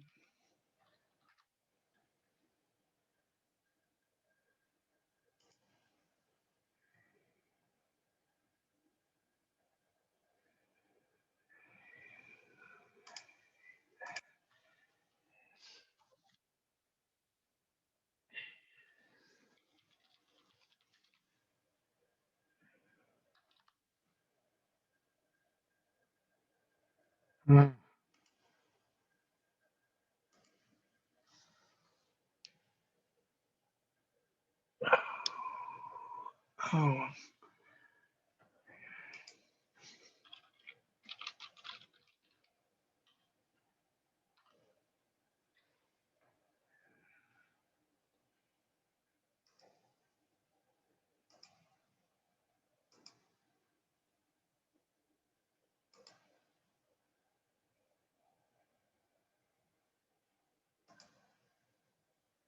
okay, I actually wrote this down. So first we go to the casino, and then we go to all games.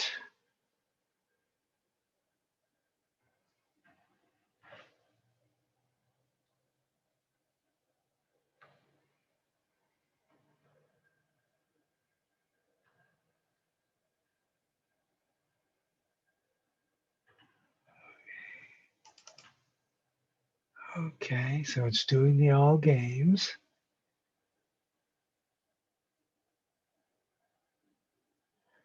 And then I do bet.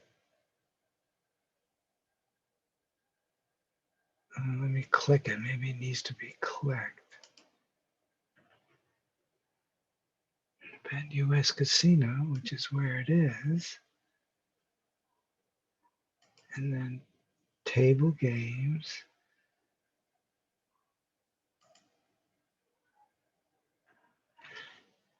I'm telling you, I got there before with, is there another, oh, there's a craps over here. There you go, I think.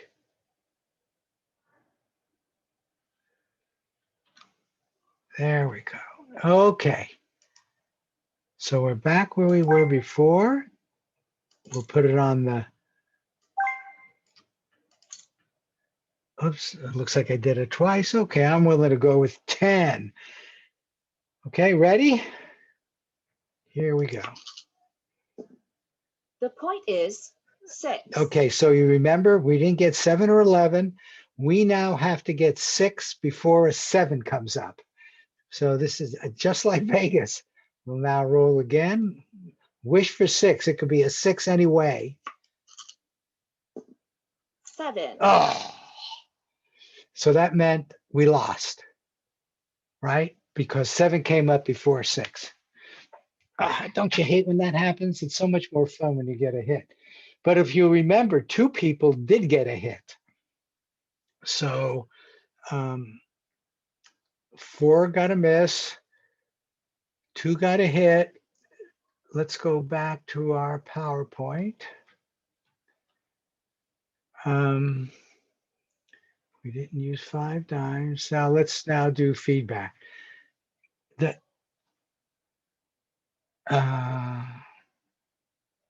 Okay, what I have to do first is I'm going to submit it so you can all get the appropriate link. Which one do I want to use?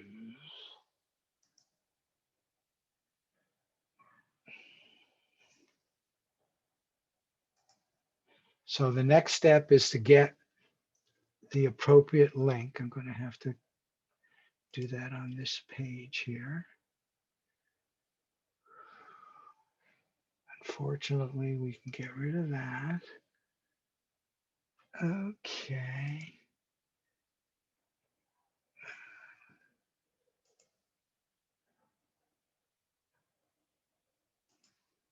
Okay, so this is what I would do as a group manager. Again, you don't have to worry about any of these, but remember step 1 was remote viewing, the RV. Step 2 is the analysis. Step 3 is the outcome, which I will now do for the webinar workshop. So I click that. And this is, just make sure it's the right one. Yep, the 12-12. And will craps pass line win? Side 1 was no, side 2 is yes. Notice we did predict side 2, but side 1 was the correct answer. So I just put side 1 there. I do webinar there. Oh, well, I have to leave all else blank. So wait, I have to do it again. I tried to make this user friendly for me too, of course. So side 1 is the no. This is, remember, the feedback is always what actually happens. So now in your email, and you see it on our server, this is shown as a miss for this group. But you will have in your email a link, right? You got that? Now, all of you, the hits and the misses can use that link. Viewers in charge. Do we have anything open on PowerPoint? Okay, so let me just go down. Okay, so I just got mine now. So I'm sure you're getting yours at the speed of light almost. And here's the craps, new prediction, feedback.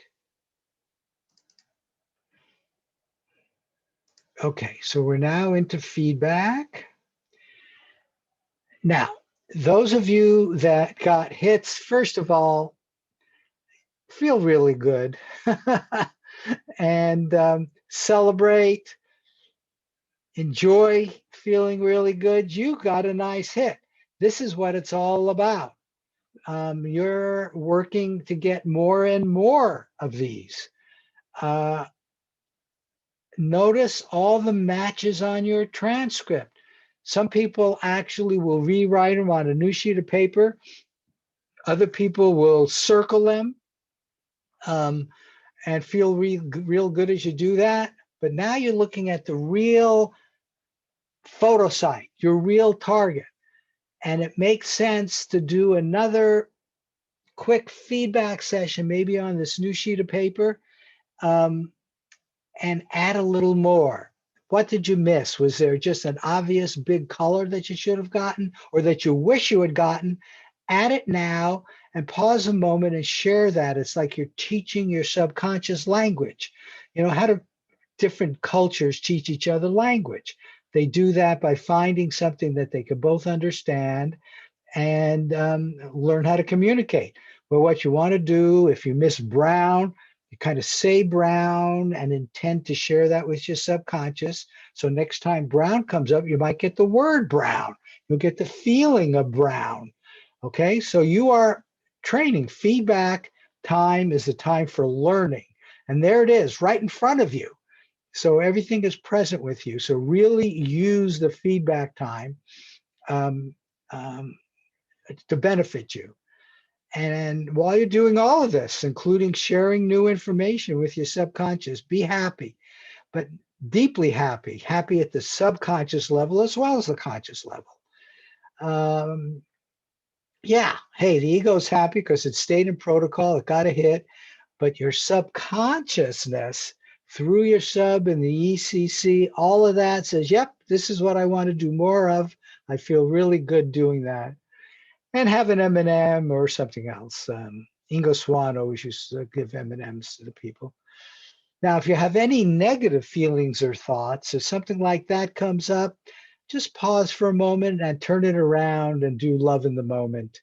And that's a good way to turn it around. Just begin to feel love. Think of some time when you had love or happy thoughts and get rid of those negative thoughts and feelings. Now, the fact you had a hit, it's remarkable. You still might have some like, gee, this is my 5th in a row. Will I be able to keep it up? Those are the kind of negative thoughts you'll have, but not as many as if it was the other. So really be happy. Now, I want to add one more thing. You can encourage more and more hits, and this is relatively new. And this is knowing that what you're doing is really a good thing. It's good because you're being in touch with your subconscious in a much deeper way. So this is good for you. And knowing what you're doing is important also for society in a way as when we get really good at this, and a lot of us get good at this, it'll filter out to society, and they're going to begin to accept and integrate into society the reality of precognition. I mean, it's been proven scientifically, and one of my real upsets is that most scientists won't accept it at all, even though science did just what it was supposed to do, replicated all of this, and yet most scientists don't accept it. It's impossible, period. They won't go any further than that and look at it. And so that's really what at least APPI is all about. And that's why we want you to just do better and better and better. And then you as individuals and APPI as an organization hopes to educate society as well as many individuals as we can. And then another part of this, and this is where APPI comes in again with their Precog Pro program, is it is okay to make money, but I think that needs to be, now again, the viewer's in charge, but this is my personal opinion after seeing so much of this, it needs to be a minor objective. It's one of those things that falls out naturally as your hit rate goes up. In fact, as a precog pro, you don't even have to worry about wagering or anything because that's done for you based on your hit rate record. Okay, so again, celebrate, be happy. It worked the way it was supposed to work. That's what ARV is all about. Now, what about those of you that got non-hits? And this is especially true of misses. But if you're a brand new newbie, I actually, until you do something like 15, maybe 25, I would, oh, there's a person here. That's the only problem. Waiting room.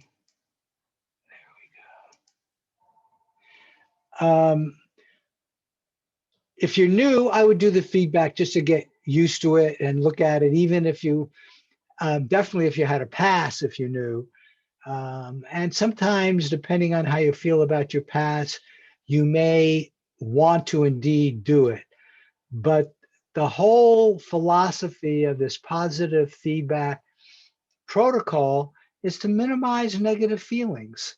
You know, a good part of our earlier talk today was just about that. Negative feelings tend to make it less likely that you'll get a hit. It's an effect. It's not a huge effect, but it's an effect. So why do it? Plus, why have to experience negative feelings while you're doing it? Why not just do nothing and move on and enjoy the rest of your day? So again, we're recommending that, and the viewer is in charge. So, you know, if it was really a pass, you would just not think too much of it. But we recommend, even if passes, if you get involved, like, why didn't I get a hit? Why didn't I raise the CR on this higher? That sort of thing tends to be really more negative than positive. And the phrase, the viewer in charge, was actually put together by Ingo Swan. Okay, I can now do, each of you are doing your own feedback sessions, and what can we do?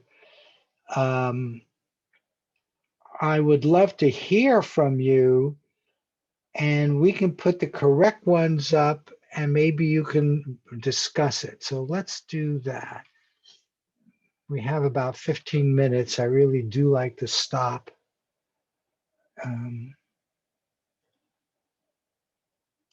At 2:30. Okay, so this is there.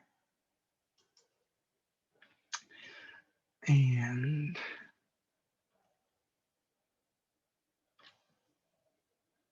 let's go back. No, I guess we'll have to do it from here. Okay.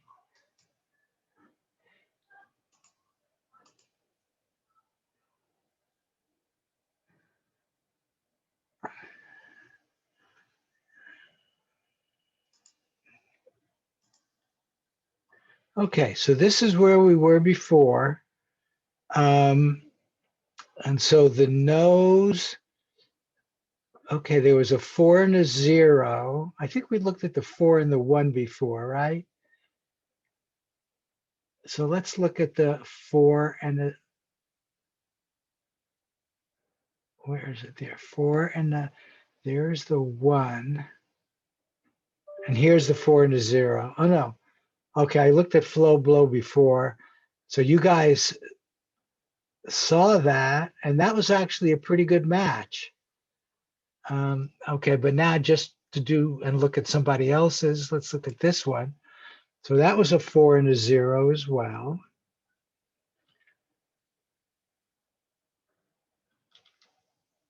Okay, so there's, no, what am I doing wrong? Oh no, that was a 4. Right, we're now looking at the 4 and the 1, and that was side 1. So let's look at the photo site for side 1. And there that is. Let me copy it.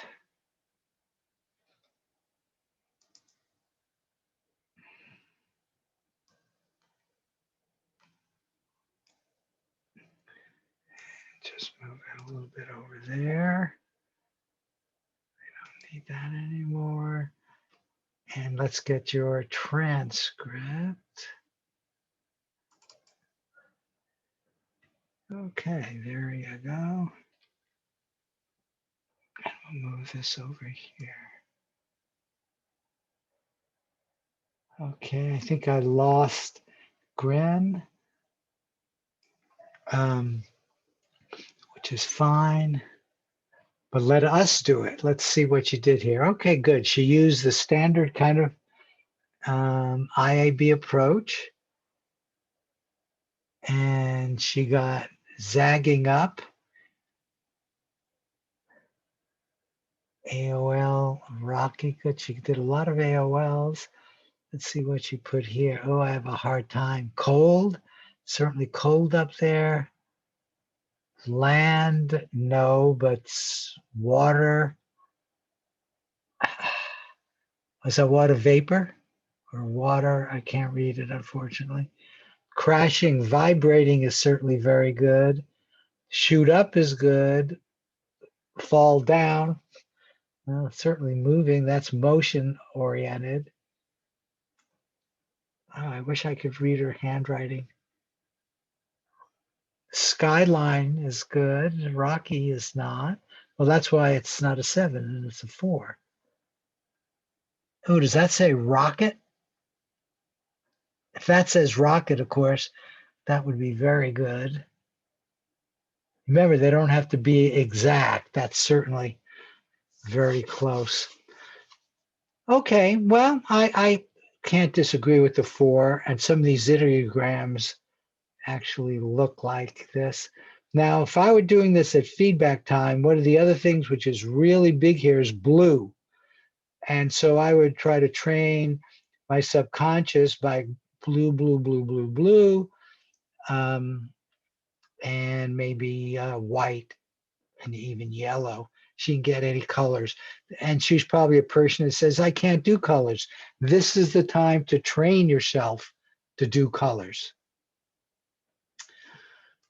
Okay. So let's go here. Let me make this big. Okay, any questions on all of that? The feedback, you know, I described it before. We sort of did it here. If not, let me wrap this up and then go for final questions on everything. ARV is a type of telepathy. And I'd like to think about that because what is telepathy? It's mind to mind. But whose minds are we talking about here? I mean, this is something which is so personal. You know, you're not reading anybody else's mind. You don't have to ask permission. You're giving permission. This is so clean. And the information goes both ways. This, in fact, is retrocausality. This is remote influencing. One way to look at it is from here to here, but who are you remote influencing it? There's so many ways to look at this. Telepathy is a simple way, but precognition involves the very strong entanglement between these two sessions. Now, the idea of quantum waves. Remember this idea that we're deeper than the physical world? These quantum waves are deeper than the physical world. And they have you in the quantum wave world, as well as all that is. It's that entanglement between you and all that is, I call that the UCC, are non-local. All space and time are there. You're connected to all of this. And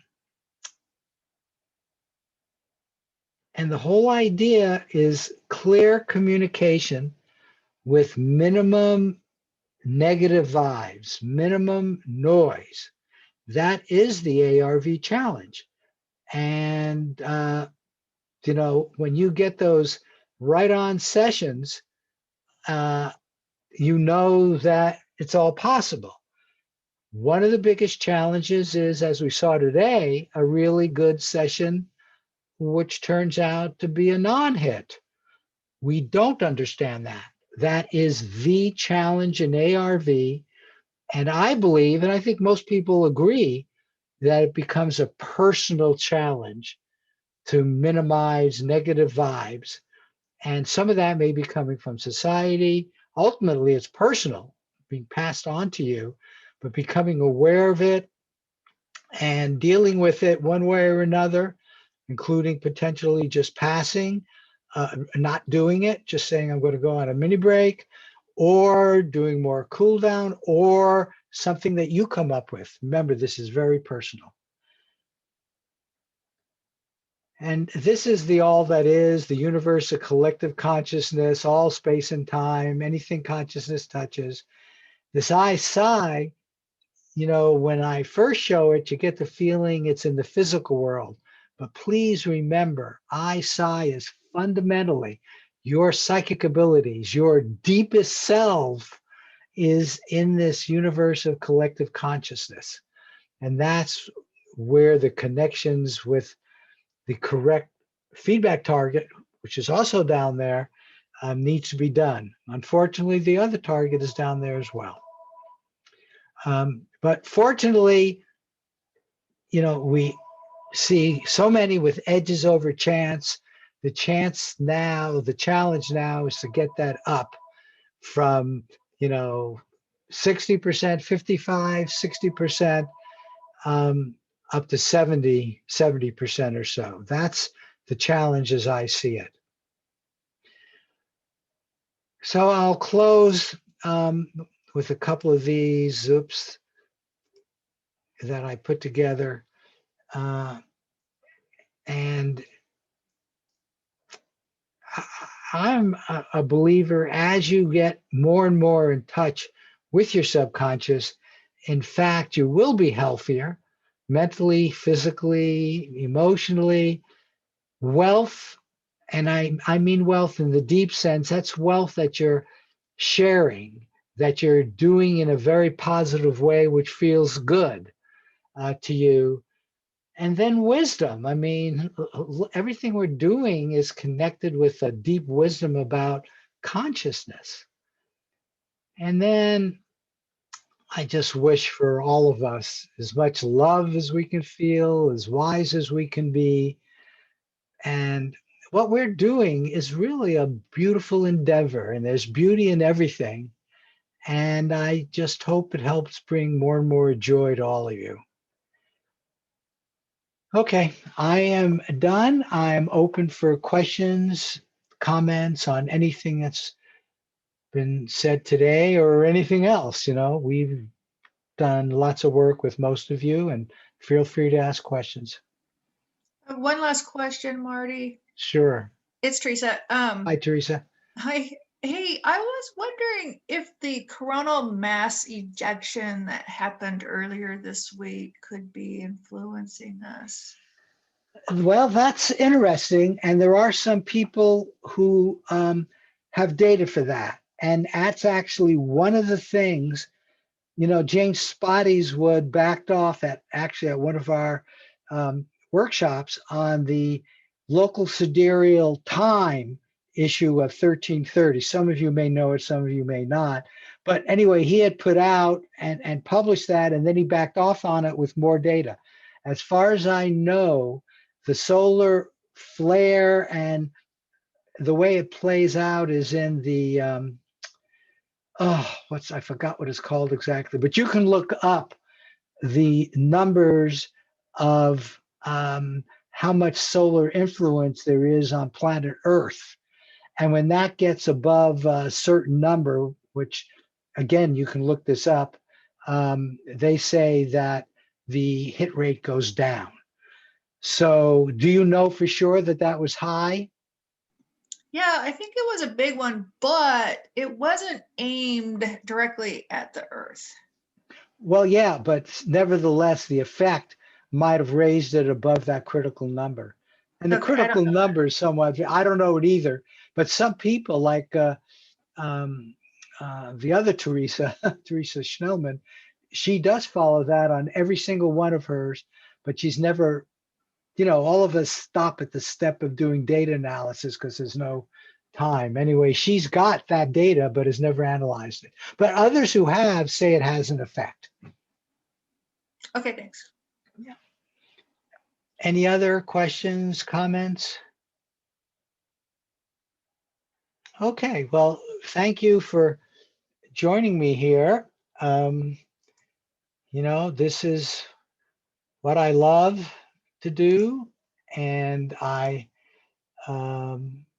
just wish you all the best, and I wish you all to keep precogging and just fill your life with as much love as possible. Take care now.